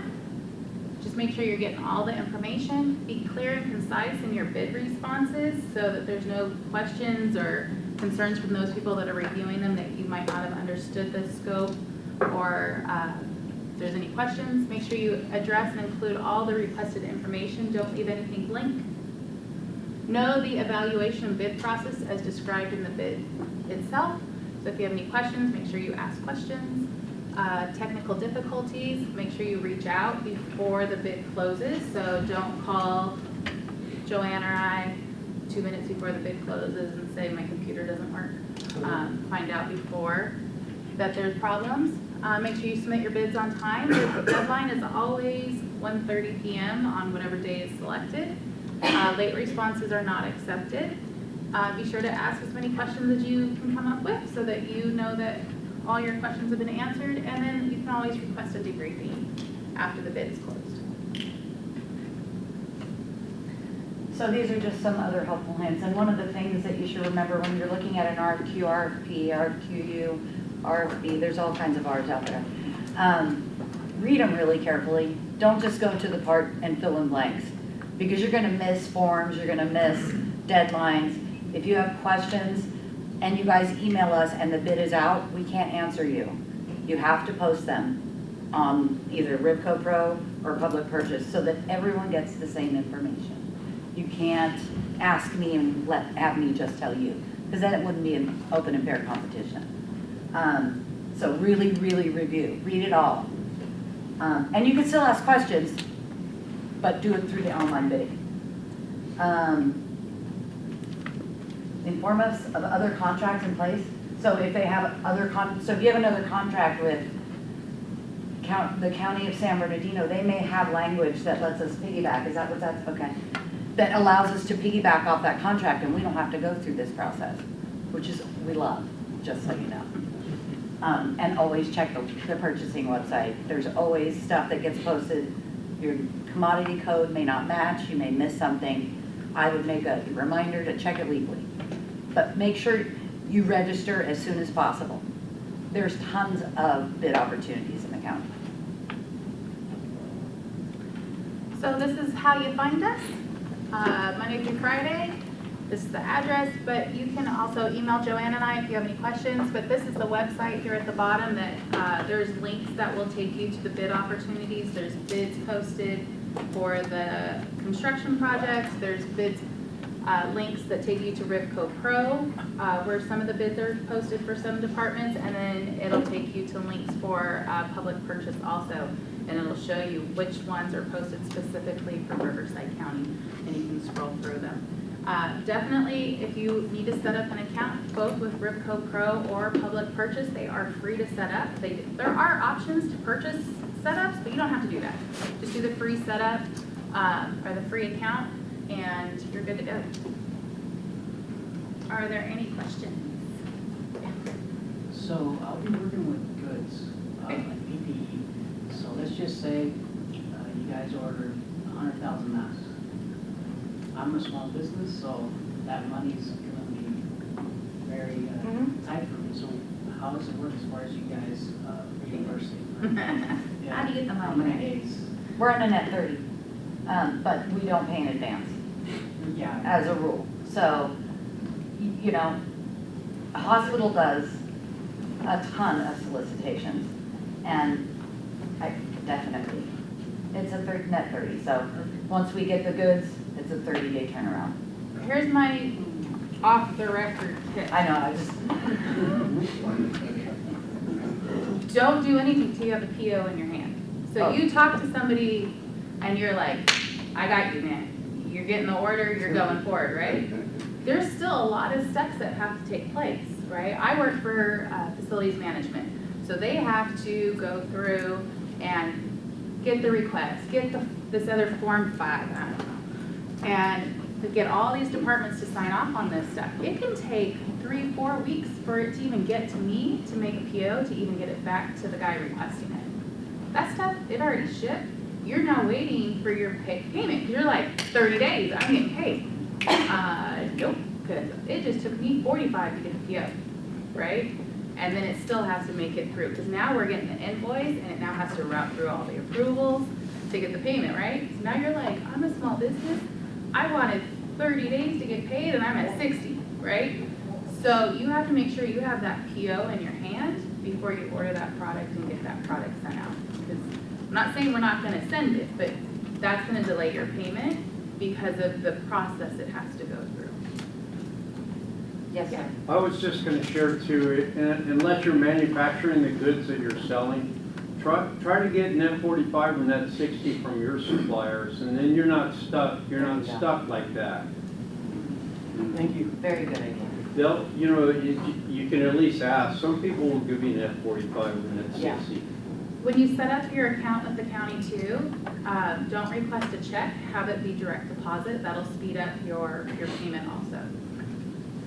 Yeah, we can deal with letter of credit, so your supplier, direct your supplier, and say, the county, once they give you a purchase order, they'll allow a letter of credit, and then they can make sure that the money's wired directly with them, and give you the difference, and you don't have to write that. I don't even. I'm not accounting. We're not accounting. We buy stuff, we don't pay for it. SBA. But yeah, I would just make sure that, a lot of times people are like, but I thought I was getting paid right away. Well, sometimes I haven't even seen the PO or the request to even get the PO made to start the process. So make sure you have that in hand first. Most definitely. You don't have a deal till you have a PO. A purchase order. So that's how we say, okay, we want to buy these. That's our contract to Yeah, you, saying that we will pay you. Yeah. Any other questions? Well, thank you. Have a great day.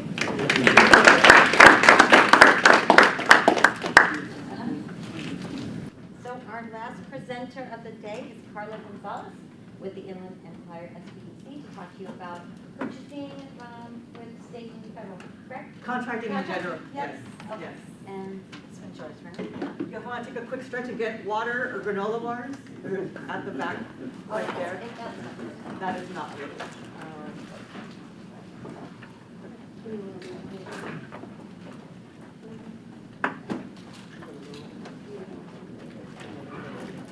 Well, you're fine.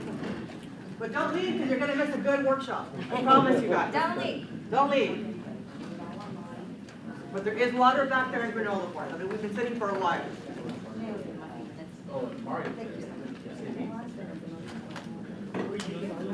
Huh? I gotta stretch.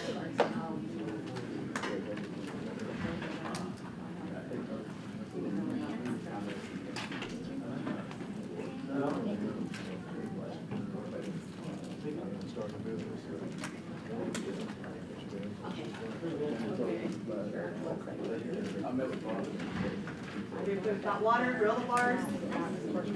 We're looking good. Well, I have a company that provides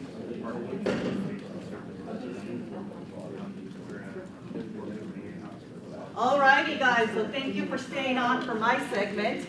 I am your last segment today, so I appreciate you all staying in. If I can get everyone's attention.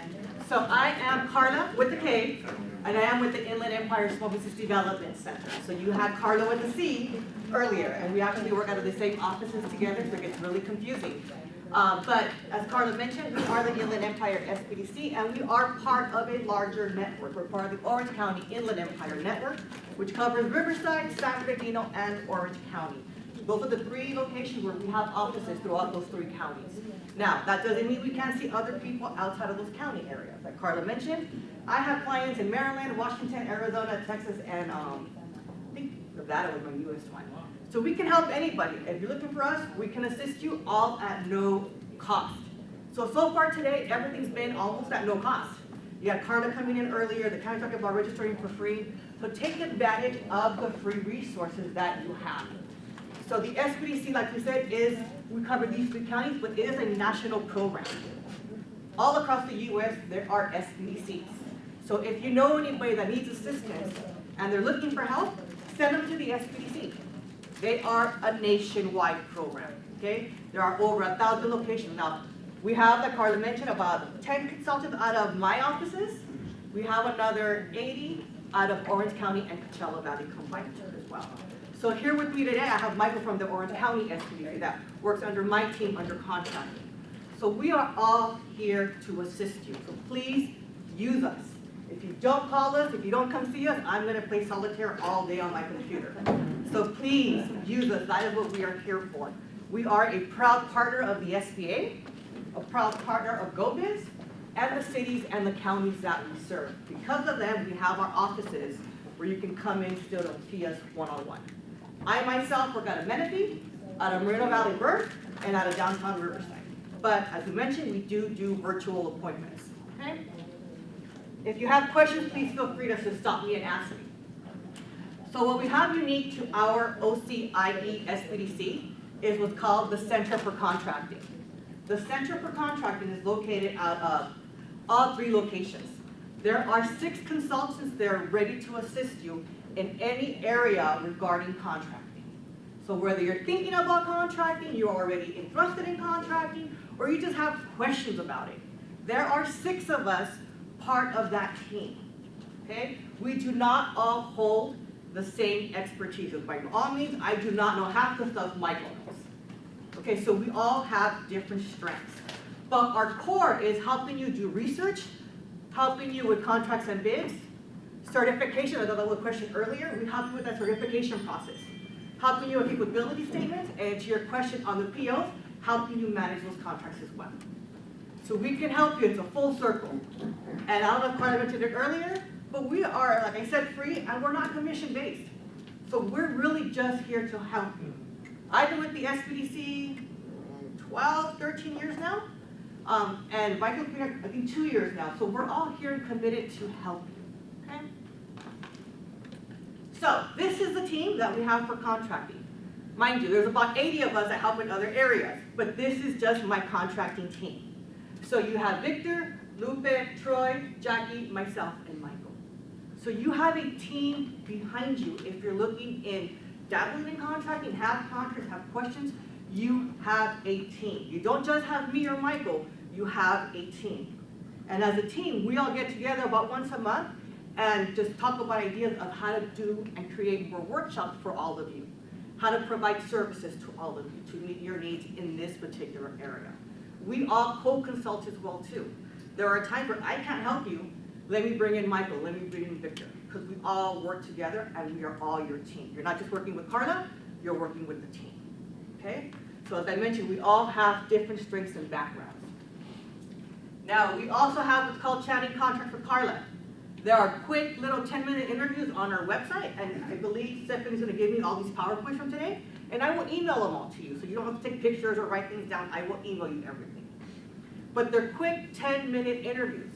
If you're thinking, I wonder how Edison does work with different suppliers and vendors, or Wells Fargo, or X, Y, and Z, there are videos on our site. You can check them out and kind of get your feet wet. Is this something that I can do? Is this something that interests me?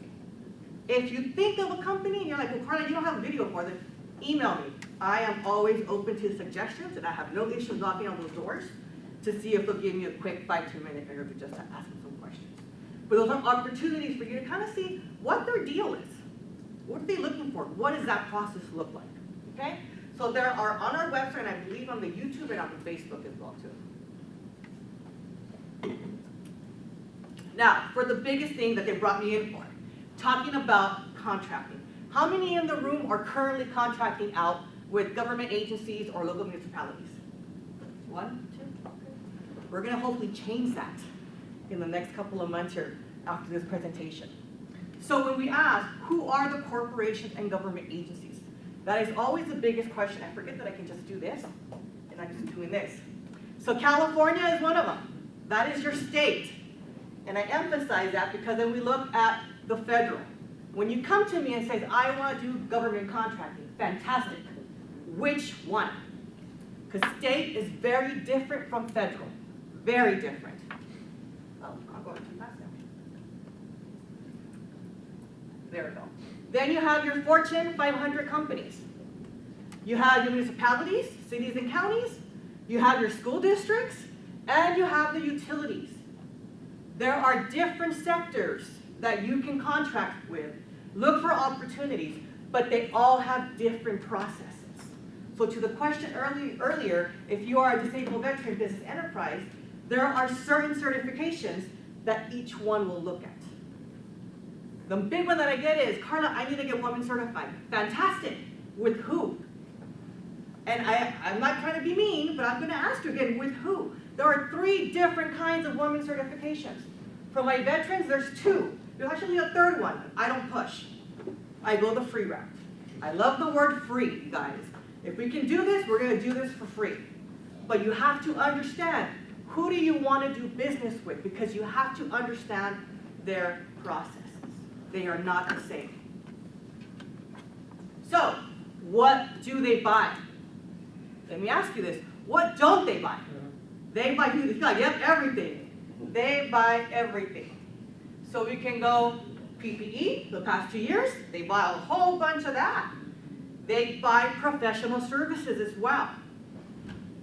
We have products and services in general, and then lastly, construction. There is anything and everything that they buy. But you have to find out how they buy it. How often do they buy it? How do they put it out to bid? You have to do your homework. Okay? That falls on you to do your homework, but that falls on us to help you. So, just to kind of give you an idea of what was spent. So, California, if you didn't know, is the largest economy, sorry, the 5th largest economy in the world. Not in the US, in the world. They spent last year between $10 to $12 billion in contracting. I repeat, $10 to $12 billion in contracting. Okay? My utilities companies spent 4.01 with diverse suppliers. Billion. My Fortune 1000 companies, 500 companies, $396 billion.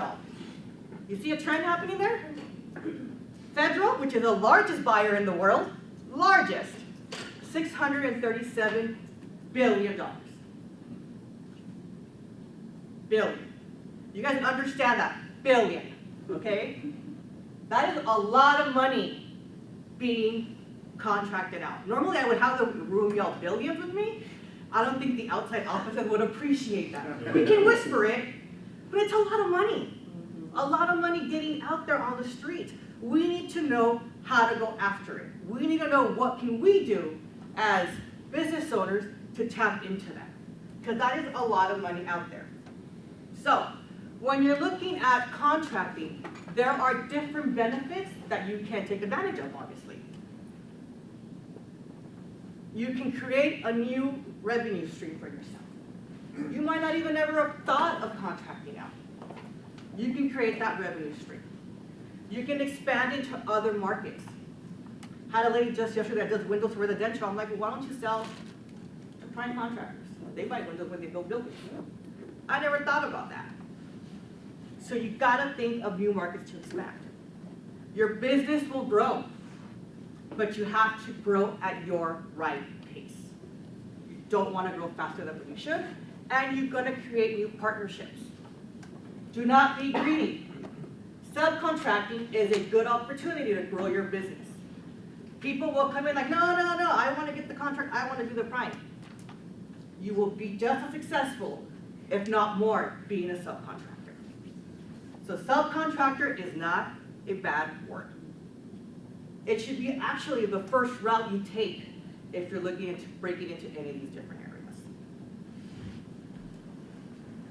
So, if we're looking to get started, how can we help you?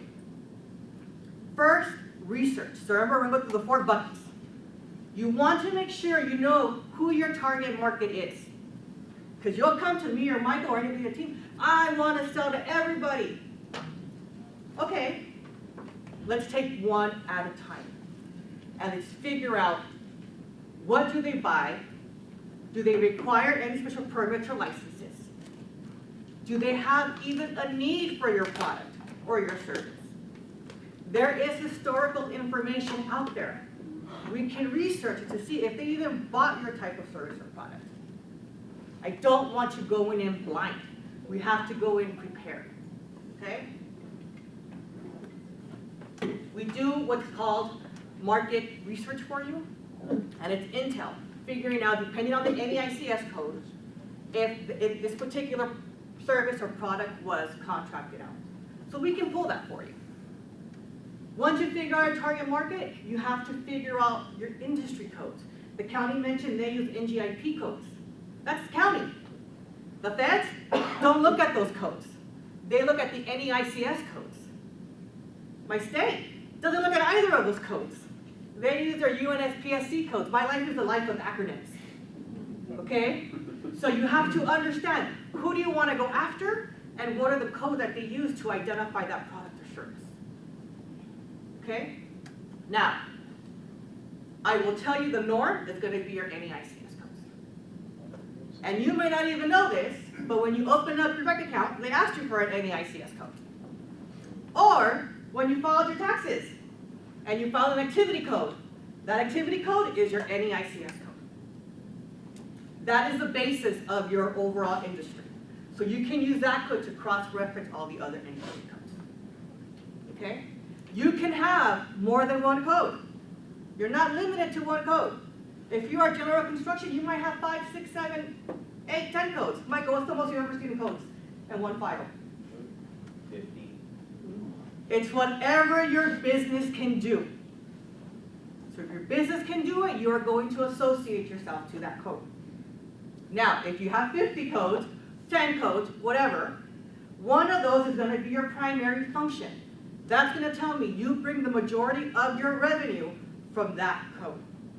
So you have to also properly identify the primary one. Okay? And like I mentioned, we help you with the market research part of it, and then we have webinars, but we're not the only ones here to help. There's also PTACs. I don't know if any of you have used PTACs or know the PTACs, but they are also a free program. They help you with contracting. We have one here, I'm trying to think of where I'm at, about 2 blocks down. Because you got the Riverside Community College District PTAC. You have the San Diego, Orange County, Imperial Valley PTAC. They are a free resource as well. We all work together. We don't compete, and we're not commission-based, so use us all. Okay? So you do have resources out there.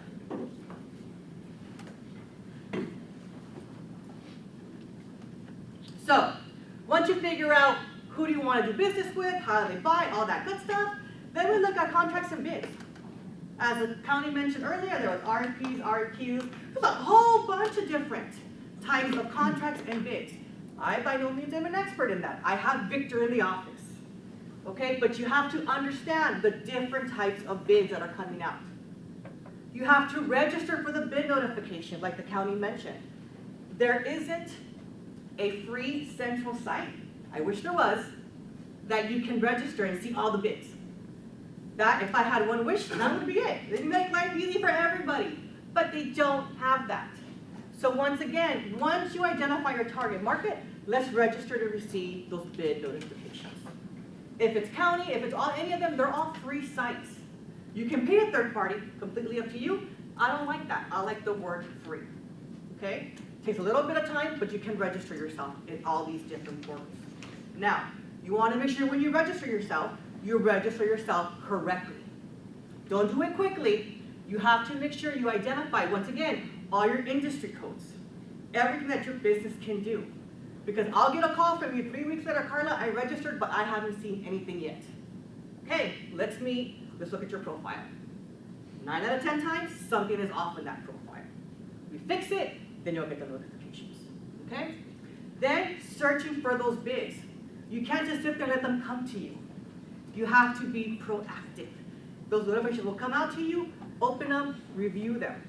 I also say for example, you're a plumbing company, and you only register to see plumbing notifications. I would have added construction in there as well too.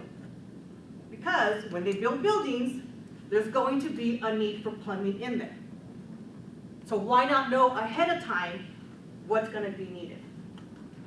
In that same respect, remember I said I love subcontracting.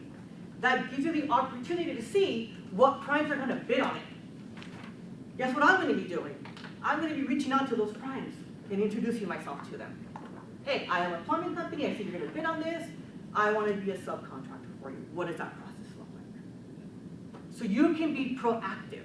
And there are sites, when you register, you can see who's bidding that contract, or who has expressed interest to bid on that contract. Or if it has a pre-mandatory meeting, well, if you're not gonna go, you can't bid on it, so you wanna be in that know.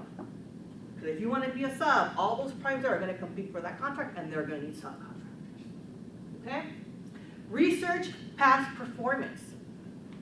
There are contracts that have come out in the past for the exact same thing. A lot of that is public information. The state of California has a portal. You can go in and look at their past purchases. That is homework for you, to go back and see how you, want to price yourself, 2, who has a current contract, and 3, see how they respond. So there's a lot at your fingertips. Then lastly, and the most important, learn to read and respond to it correctly. Victor will sit with you, and the first thing, he won't even read the whole thing, he'll go to qualifications first. Because if you're not qualified to bid on it, we are not wasting our time on going through 80 pages. You can't say, well, I know, but no. The county, the city, is it gonna take the, well, I know, but no. You have to be qualified. You have to make sure also you look at the important dates. You look at the requirements. I've seen it to the point where it says double-sided recycled paper, and if it's not, it's out. Or I've seen it where it has to be in a 3-ring binder, 3 different ones, or in a CD. You have to follow the instructions. So you want to make sure you learn to read it and respond accordingly. Okay? If it says it wants X, Y, and Z, you're not going to give them A, B, C. You're going to give them X, Y, and Z. Okay? So it's crucial to understand what that bid is going to be asking.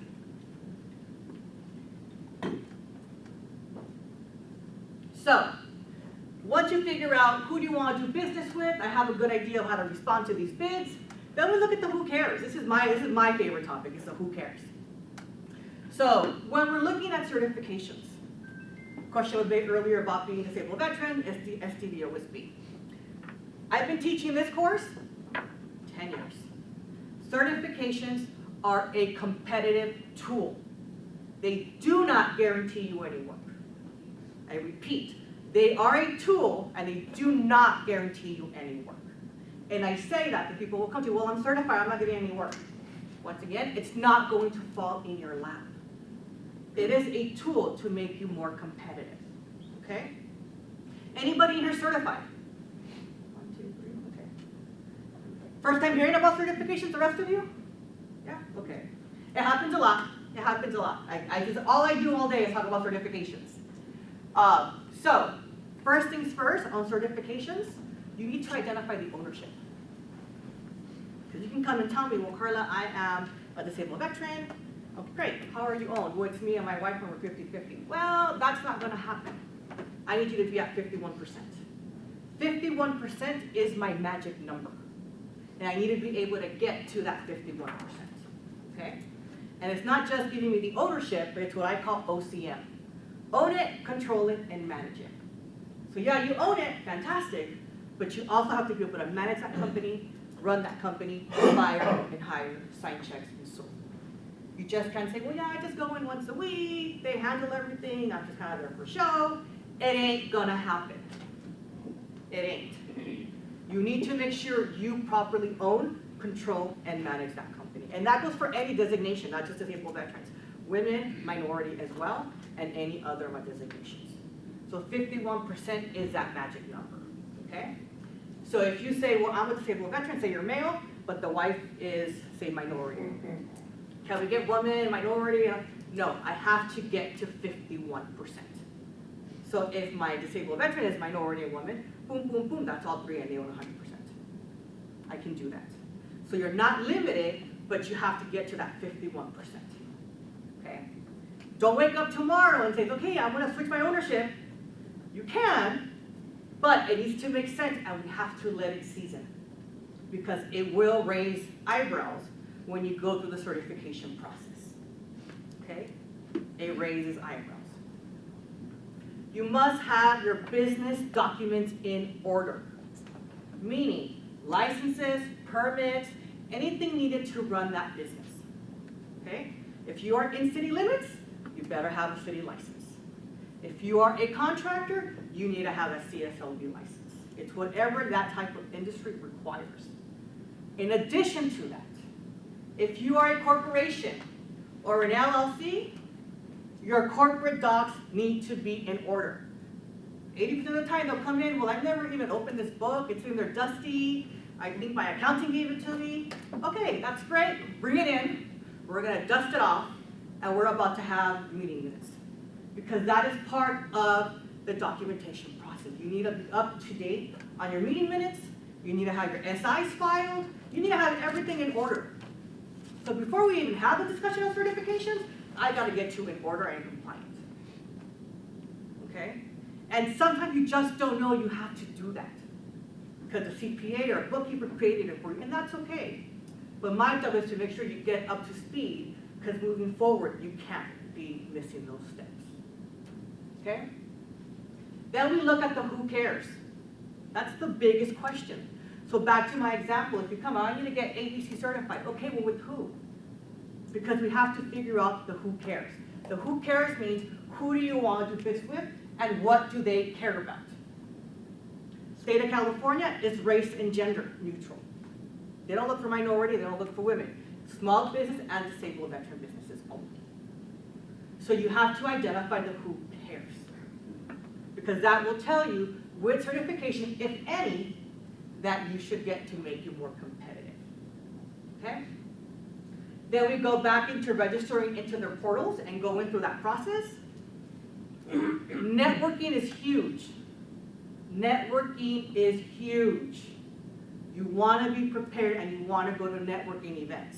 A lot of your ethnic chambers, your gender chambers, or associations, they have events for you to meet with some of these big Fortune 5000 companies, the state, the feds, all different kinds of potential buyers. You want to be in the know. I will tell you, once you get certified, you will be notified. Hey, we're having an event, come on down. And I will tell you, they're mostly always free. 1, 2, maybe not, but the majority are at no cost to you. You are going to be meeting with the people that can direct you within that particular organization. And don't come to, well, I don't know how to talk to them. They are human like you. They are not up here. They are human like you. Have an honest conversation. Hey, this is what I do. Is this something you guys contract out? If it is, who do I speak with? What is your process? Okay? Same thing when you connect with the primes. Prime contractors, your Suns, your Skanskas, your McCartney's, are always looking for subcontractors. This year alone, I think I had 10 different webinars with different primes coming to us to reach out to our small business community. Okay? And then lastly, when you go and connect, you want to have what's called a capability statement. I think you have yours out. No. Oh. So the capability statement is a one-page management resume. 1 page. Don't give me 2, 3 pages, because I'm not going to turn it around and I'm not going to flip the page. 1 page, concise, to the point, what the business can do, what makes a difference, if you're certified, all the core components to it. 1 page. Anybody even have one? Over to the back. I give a prime list. Excuse me? List of primes for like, Department of Defense contracts. Okay. So it's a list of primes and the revenues they do. So Nice. as far as, Something that I can share with everybody? Can I take it? And, so I will scan this for you all, and I will email you all this with the PowerPoint.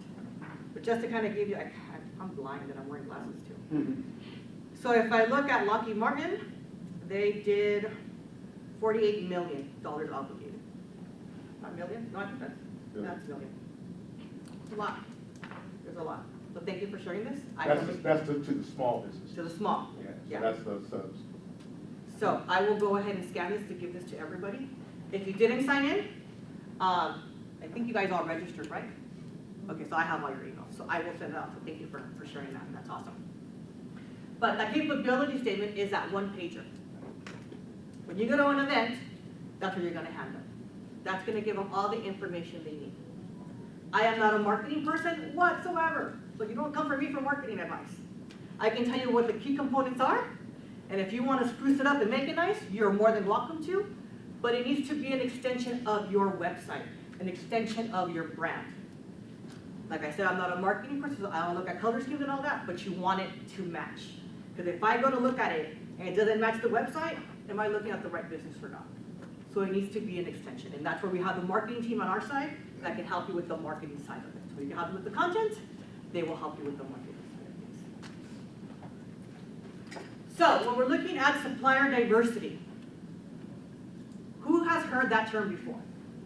Only a couple, okay.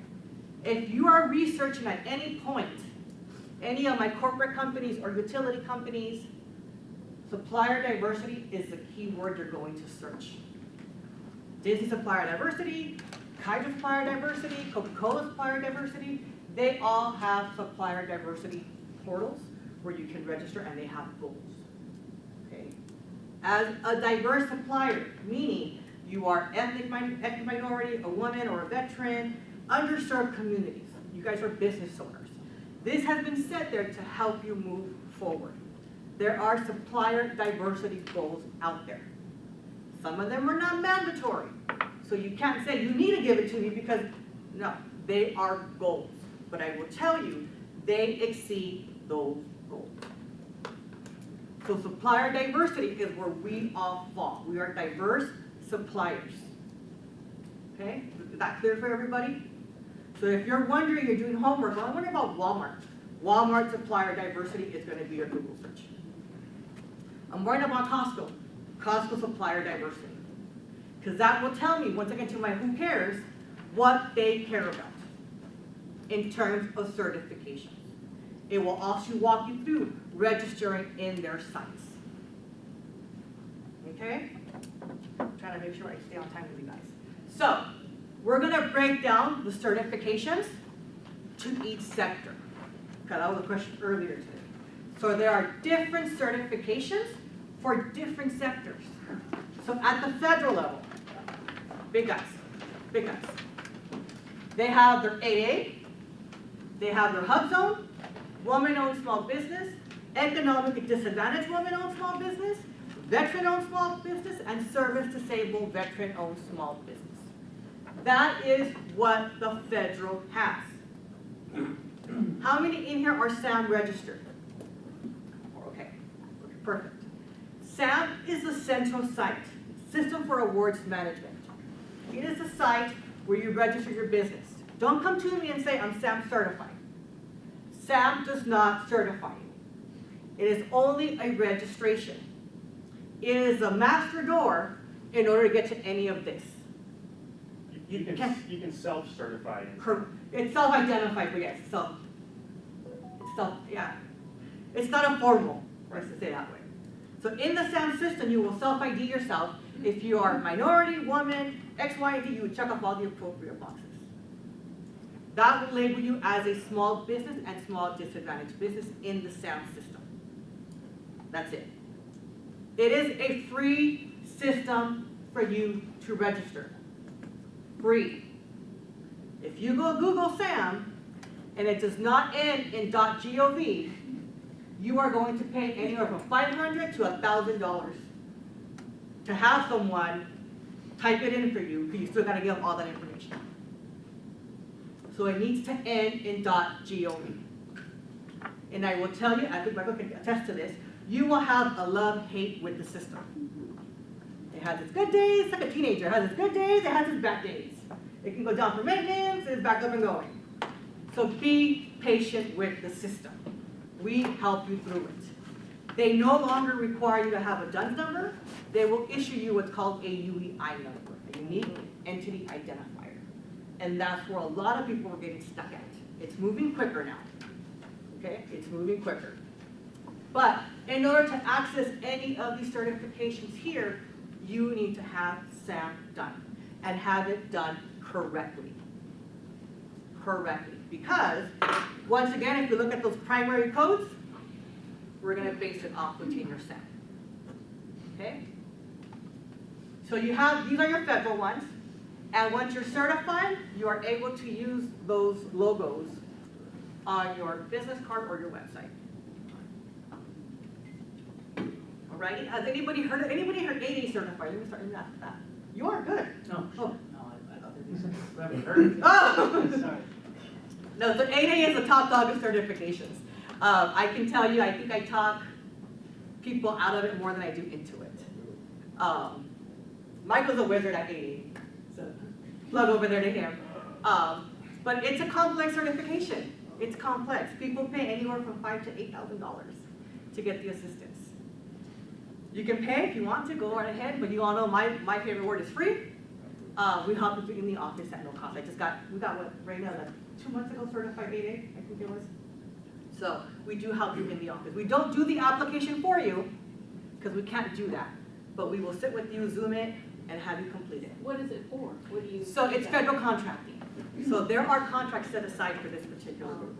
It narrows the playing field for you to a whole nother level. Yeah. He knows, he's like. So with the 8A, you can't be, I start the business today, I'm gonna go get 8A tomorrow. That ain't gonna happen. They recommend at least 2 years in business, but even then, that doesn't guarantee an approval. You have to be potential to succeed. You have to have profitable revenue that you're able to report.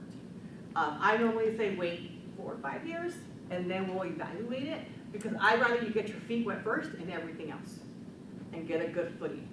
Because with the 8A, I've had, and I think Michael has a couple of stories too, but I have a client that got it, 1-person operation, never did anything with it. He's in year 6 or 7, like this, and it just kind of goes to waste. It is a 9-year program. That's the only one that cannot be renewed. So once you're in, you got 9 years. You can't say, you know what, let me take a pause, I'll come back next year. No, it is a 9-year program. But the goal of it is to help you catapult your business from, say, $500,000 upwards. I think we have one that's hitting, what, 17 million right now in transactions? But they have a dedicated team to focusing on 8A opportunities. So you need to have your foundation first and be really comfortable with contracting before you even jump into the 8A. And that's why I talk you out of it most of the time. Because when you know you're ready for it, you don't even have to ask, should I get it? You're gonna know it's time for me to get it. Okay? And then all the other ones are hub zone is historically underutilized areas. So there is a map on the SBA site, you put in your address, and it will tell me if your business location is in a hub zone area. That's requirement number 1. Requirement number 2, 35% of your employees must also live in a hub zone as well. That's where it gets kind of, I've only done like 2 or 3 in my lifetime, because the employee count is what's kind of throws everybody off. I will tell you, I see that mostly with my aerospace, my CNC machine shops. Those are the ones that I see the hub zone in. That can be renewed as long as you're still in a hub zone. My woman one can be renewed if you're still in the hubs. I mean, if you're still woman, it can be renewed every single time. So everything from, oh, look at me, I know how to use it. So everything from here down can be renewed continuously, as long as you still qualify in either the map or the ownership. And you can be in business 1 day. Okay, you can be 1 day in business and get those certifications. It's the 8A, that's the top dog. Okay. So those are your federal, and I can go deeper into these, because of time. I normally go an hour and a half on all of this by itself. But if you have questions on federal, talk to us. We'll walk you through all of it. So for those that are looking for opportunities, on the SAM side, the opportunities are there. And you'll see here. There we go. They will have a set aside for our service-able veteran-owned small businesses. So in that SAM system, you will be able to filter on opportunities based on set-asides, ownership, etc. It is a free system. That is a system where you can do homework, research, see who's buying what, and how are they putting it out. But that is on SAM. Let's shrink it back down. There we go. Then we look at the state. So forget about the federal. The state doesn't care about us. The state has their own designations. So under the state of California, you have your small business, not small business enterprise, small business, SB. And you have a disabled veteran business enterprise, which is my DVB. Under DOT, you have DB. disadvantaged business enterprise. So a completely different set of certifications for a different who cares. Okay, so depending on who you want to go after, understand what they look for. Under the state, my SB and my DVP are the easiest and the quickest to get. You sit down, 45 minutes later, you'll submit it. You might even get a put on spot for small. Give it about 4 weeks for my DVP. How many in here are certified with the state? One? Only one? You guys not to see how many billions they spend? That's why I'm here. They spend billions. Just to let everybody know, I spent about $7,000 on what they're doing for free right now. And I didn't pay him to say that either. And I had a website up, I had everything, and as soon as I didn't pay for the next year, everything just got shut down. So, They cut you down. I have people come here here though, I'm ready. You learn. You learn and you keep going. But it took you how long to do this? Maybe a month and a half, 2 months. To get the approval? Yeah. So I challenge everybody in this room that's a business owner, get yourself registered and certified with the state of California as a small business. Small business. It's easy, it's painless, and if you're lucky you get approved on the spot, at least for small business. What's the website to do that? No, we're not at the federal more, we're at the state. Okay. So that's gonna be Cal E Procure, so C-A-L, the letter E, P-R-O-C-U-R-E. Can right out. So the C-A-L, letter E, P-R-O-C-U-R-E dot C-A dot G-O-V. It is free. It is free. You're gonna spend the majority of your time identifying your classification codes. What do you want to be associated with? But the reason why I push that is because the state is an awesome site. It's a one-shop stop. You register, you get certified, the bids will become, they will start being emailed to you depending on what you classify yourself at. Do you get those same certifications like you did, like for the federal with the little disabled, like veteran or economic veteran? No, good question. So the state does not have any kind of logos that you can use. You can create your own. You're more than welcome to do that. But, and I love Wayne because he's with the state, he'll tell you, don't put our logos on it because that's a no-no. So you can create some sort of a seal that says it, and you're more than welcome to do that. And then if you're going to do something like that, just at the bottom of it, put your verification number on it. Okay. So that way they can go ahead and verify it. Okay? But it's easy. The state has webinars on their site. They got trainings. They tell you when they're going to have events. They got pre-recorded videos. They are extremely helpful. Extremely. Now, when I talk about the state, what am I talking about? DNV, CHP, Cal States, UCs, any state agency falls here. I will tell you, janitorial, huge, huge on the state side. I must say at least 10 a day. Huge. I had a client that got laid off 3 years ago, and he's like, Carla, all I know how to do is clean. And I'm like, all right. Started his business, got his first contract 4 months in with the DNV. Sometimes no one bids, and they have to just put it back out. So if you can do it, don't think about it, bid on it. Okay? Then if we're looking at Department of Transportation, my DOT, they have their federally funded projects. They will look for disadvantaged business enterprise. That means my ethnic minorities and my women-owned businesses. Okay? Also free. But this is going to be doing business with DOT federally funded contracts. So for example, Caltrans, right? They do DOT federally funded contracts. They will look for that. But anything else that's not DOT funded, they will look for this, because they are also a state agency. If you're looking to cross state lines, this one here is in every single state. They will first ask you to get your home state, and then you'll get the other states as well. You gotta go and apply with them. Carla, I'm like getting overwhelmed. I'm All sorry. these designations are awesome. Seems like a lot of work. Is this the handholding that you'll offer and walk us through? Because I'm ready to close the book and say, this is. Nope. No. What we do is, I overwhelm you, obviously, because it's a lot. It's a lot. But I will sit and okay, who is your target market? And let's create your roadmap. And I don't give you no more than one or two at a time. Because I know they're going to close the book and be like, I'm out. It's too much. And I'll even ask you, okay, yeah, you want federal? Let's start you off here first. Because these are easier. And you build up to a bigger package when it comes to submission. I play mind tricks with you. So you may come in for one thing, but I'm going to take another route to make it easier for you. But yes, me and Lupe out of the office will help you with almost all of them, and Michael is really good at the federal stuff. So we'll be taking the path of least resistance. I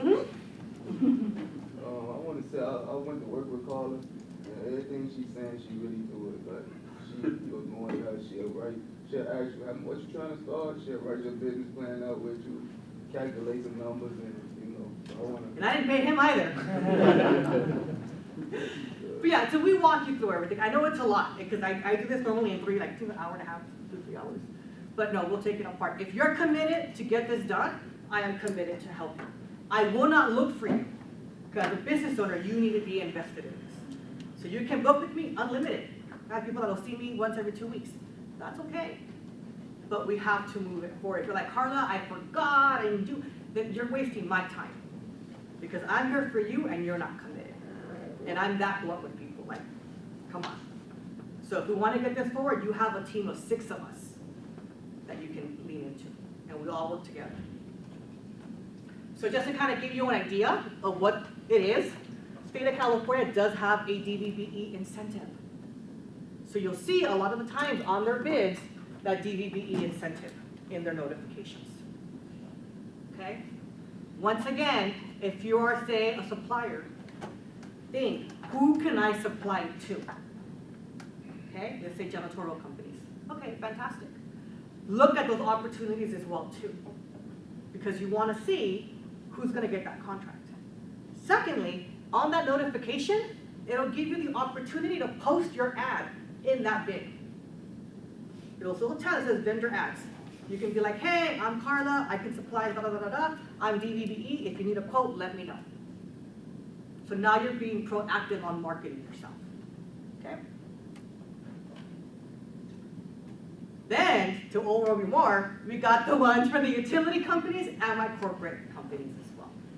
Completely different ballgame, completely different. You can't go to Disney and go, hey, I got the state of California. I don't care. We have our designations. So there's different designations that we go back to the who cares. So if we look at the different, under the utilities and corporate, I kind of lump those together because they kind of hold hand in hand. But they look at women business enterprise, WBE, minority business enterprise, then we have our LGBT and our DOB and our DVB. And they may have other ones out there, but these are going to be your top ones that they're looking for. Depending on what you qualify for, you apply whichever ones you can get. Now, I will tell you, because I've been living the word free, if we're looking at my corporate Fortune 1000 companies, these up here, they will come with a fee. And there is an annual fee that you pay to that agency to certify. So that goes back to the who cares. Because if you're like, well, I care about Edison, then we're not going the way we have to pay. We're going to go the free route. And the free route does all of them on their site, but it's for my utility companies. So we have to identify who you want to do business with. If you come to me like, I don't want to do anything with contracting, I just want to be labeled so I can market myself. That's all I need to know so I know where to take you. I got a lot of companies that want to sell on Amazon, which is great, but they want to be able to call themselves minority-owned, woman-owned, disabled veteran-owned, just for marketing purposes. If that's going to be the route you want to take, let me know, because I will take you down the easiest, the free, and the quickest route to get, okay? So just to kind of give you an idea as well on the public utilities, you have Edison, for example, they have their disabled veteran-owned that they look for. Now, they will take the state of California certification. So your DVBE will count. Now, before I forget, on the state of California, you have to be rated 10% disability. Okay, so we need to have that U214 showing that. So my Edison will do that. And another example is Disney, for example. They also have it there, veteran and serviceable veteran businesses as well. You said DA 214, 10%, but you're talking about the VA letter, the VA letter. Correct. 10%. And only for the state. Only for the state. So if I can pause really quick on the one for the federal, the SDVO, OSB, and the veteran-owned small business, it is on hold right now. They stopped taking applications on Monday. They are going to be merging that whole process over to SBA starting in January. So as of right now, anybody new cannot apply. You have to kind of wait until January kicks in. They're supposed to make it all streamlined with all the other federal designations. So if you're in, Michael, if they're in limbo, they can still proceed, correct? Right, and if it's been submitted, it'll be assigned to a caseworker. Yeah, so, but it's a pause right now on that one. But that one, I don't need a DD 214 because you're in the VA system and they have all your information. Okay, but for my Disney, they will take either or. There is another organization that will certify a disabled veteran, but I believe they charge you. Third party. I like free. We go state, we go federal. Those are the ones that I choose. Okay. So in a nutshell, that was a lot that I gave you, and look, I'm right on time.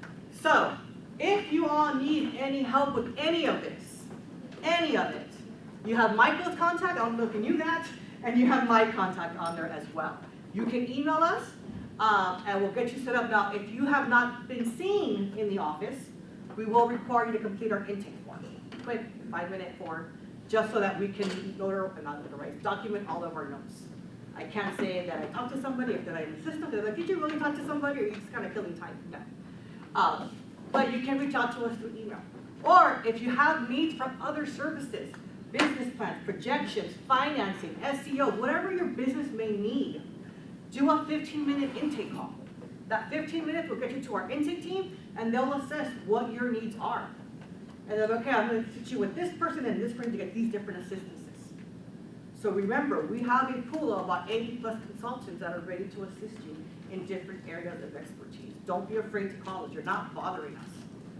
You don't call us, we're going to sit there and play solitaire. How far are you out as far as appointments? I will speak for myself, and I'll let Michael answer for him. I'm about 3 weeks booked out. I am. I could take appointments. Yeah, so there's 6 of us. So I know Victor also same week appointments as well too. Just because Lupe and I focus on the certification part of it, like we don't like. But before that, I'll send you over to Victor first. I go, well, is that even right for you? Because if you want to do city contracting, we didn't cover cities. We didn't cover counties because they don't look at certifications. That's a whole different animal. So if that's where you want to go, fantastic. Let me put you with Victor. He can see you a lot quicker. Okay. Any other questions, comments, concerns? Just a comment. So I work for small SBA ODA, so I work for FEMA. So I just got back from Montana for the floods that they had up there. And just the contracting. So any business that you're doing, if you guys have time, really get in and talk to SBDC. They were up there with us up in Montana. And one of the things that we found was that there's a whole lot of stuff, like they said, the government buys everything. The government literally was buying dirt because they had to fill these roads in and make the roads at Yosemite National Park that people go to these roads. And it's like, if you could get a whole lot of dirt moved, the government was like, blank check. And so it's those things, like we have a lot of fires here, a lot of things that happen in California, a lot of disasters. So again, if you have a business, tailored business, not even a contractor business, just a business that's tailored at, hey, if emergency happens in California, earthquake, power goes down, how is my business set for, hey, I need a list of people that have these resources, and at this point, the city, local, county, state, federal will not pay anything for it. And I would just tell you, I learned a lot on that trip. Not really an example. I had MWD gave me a call. I love this story. They needed a DJ for one of their events, but they needed a certified small business DJ. So don't discount what it is you do or can provide, because you never know. You know, I had a lady that did Glass Awards. Edison was her #1 customer because they wanted those Glass Awards. So different areas.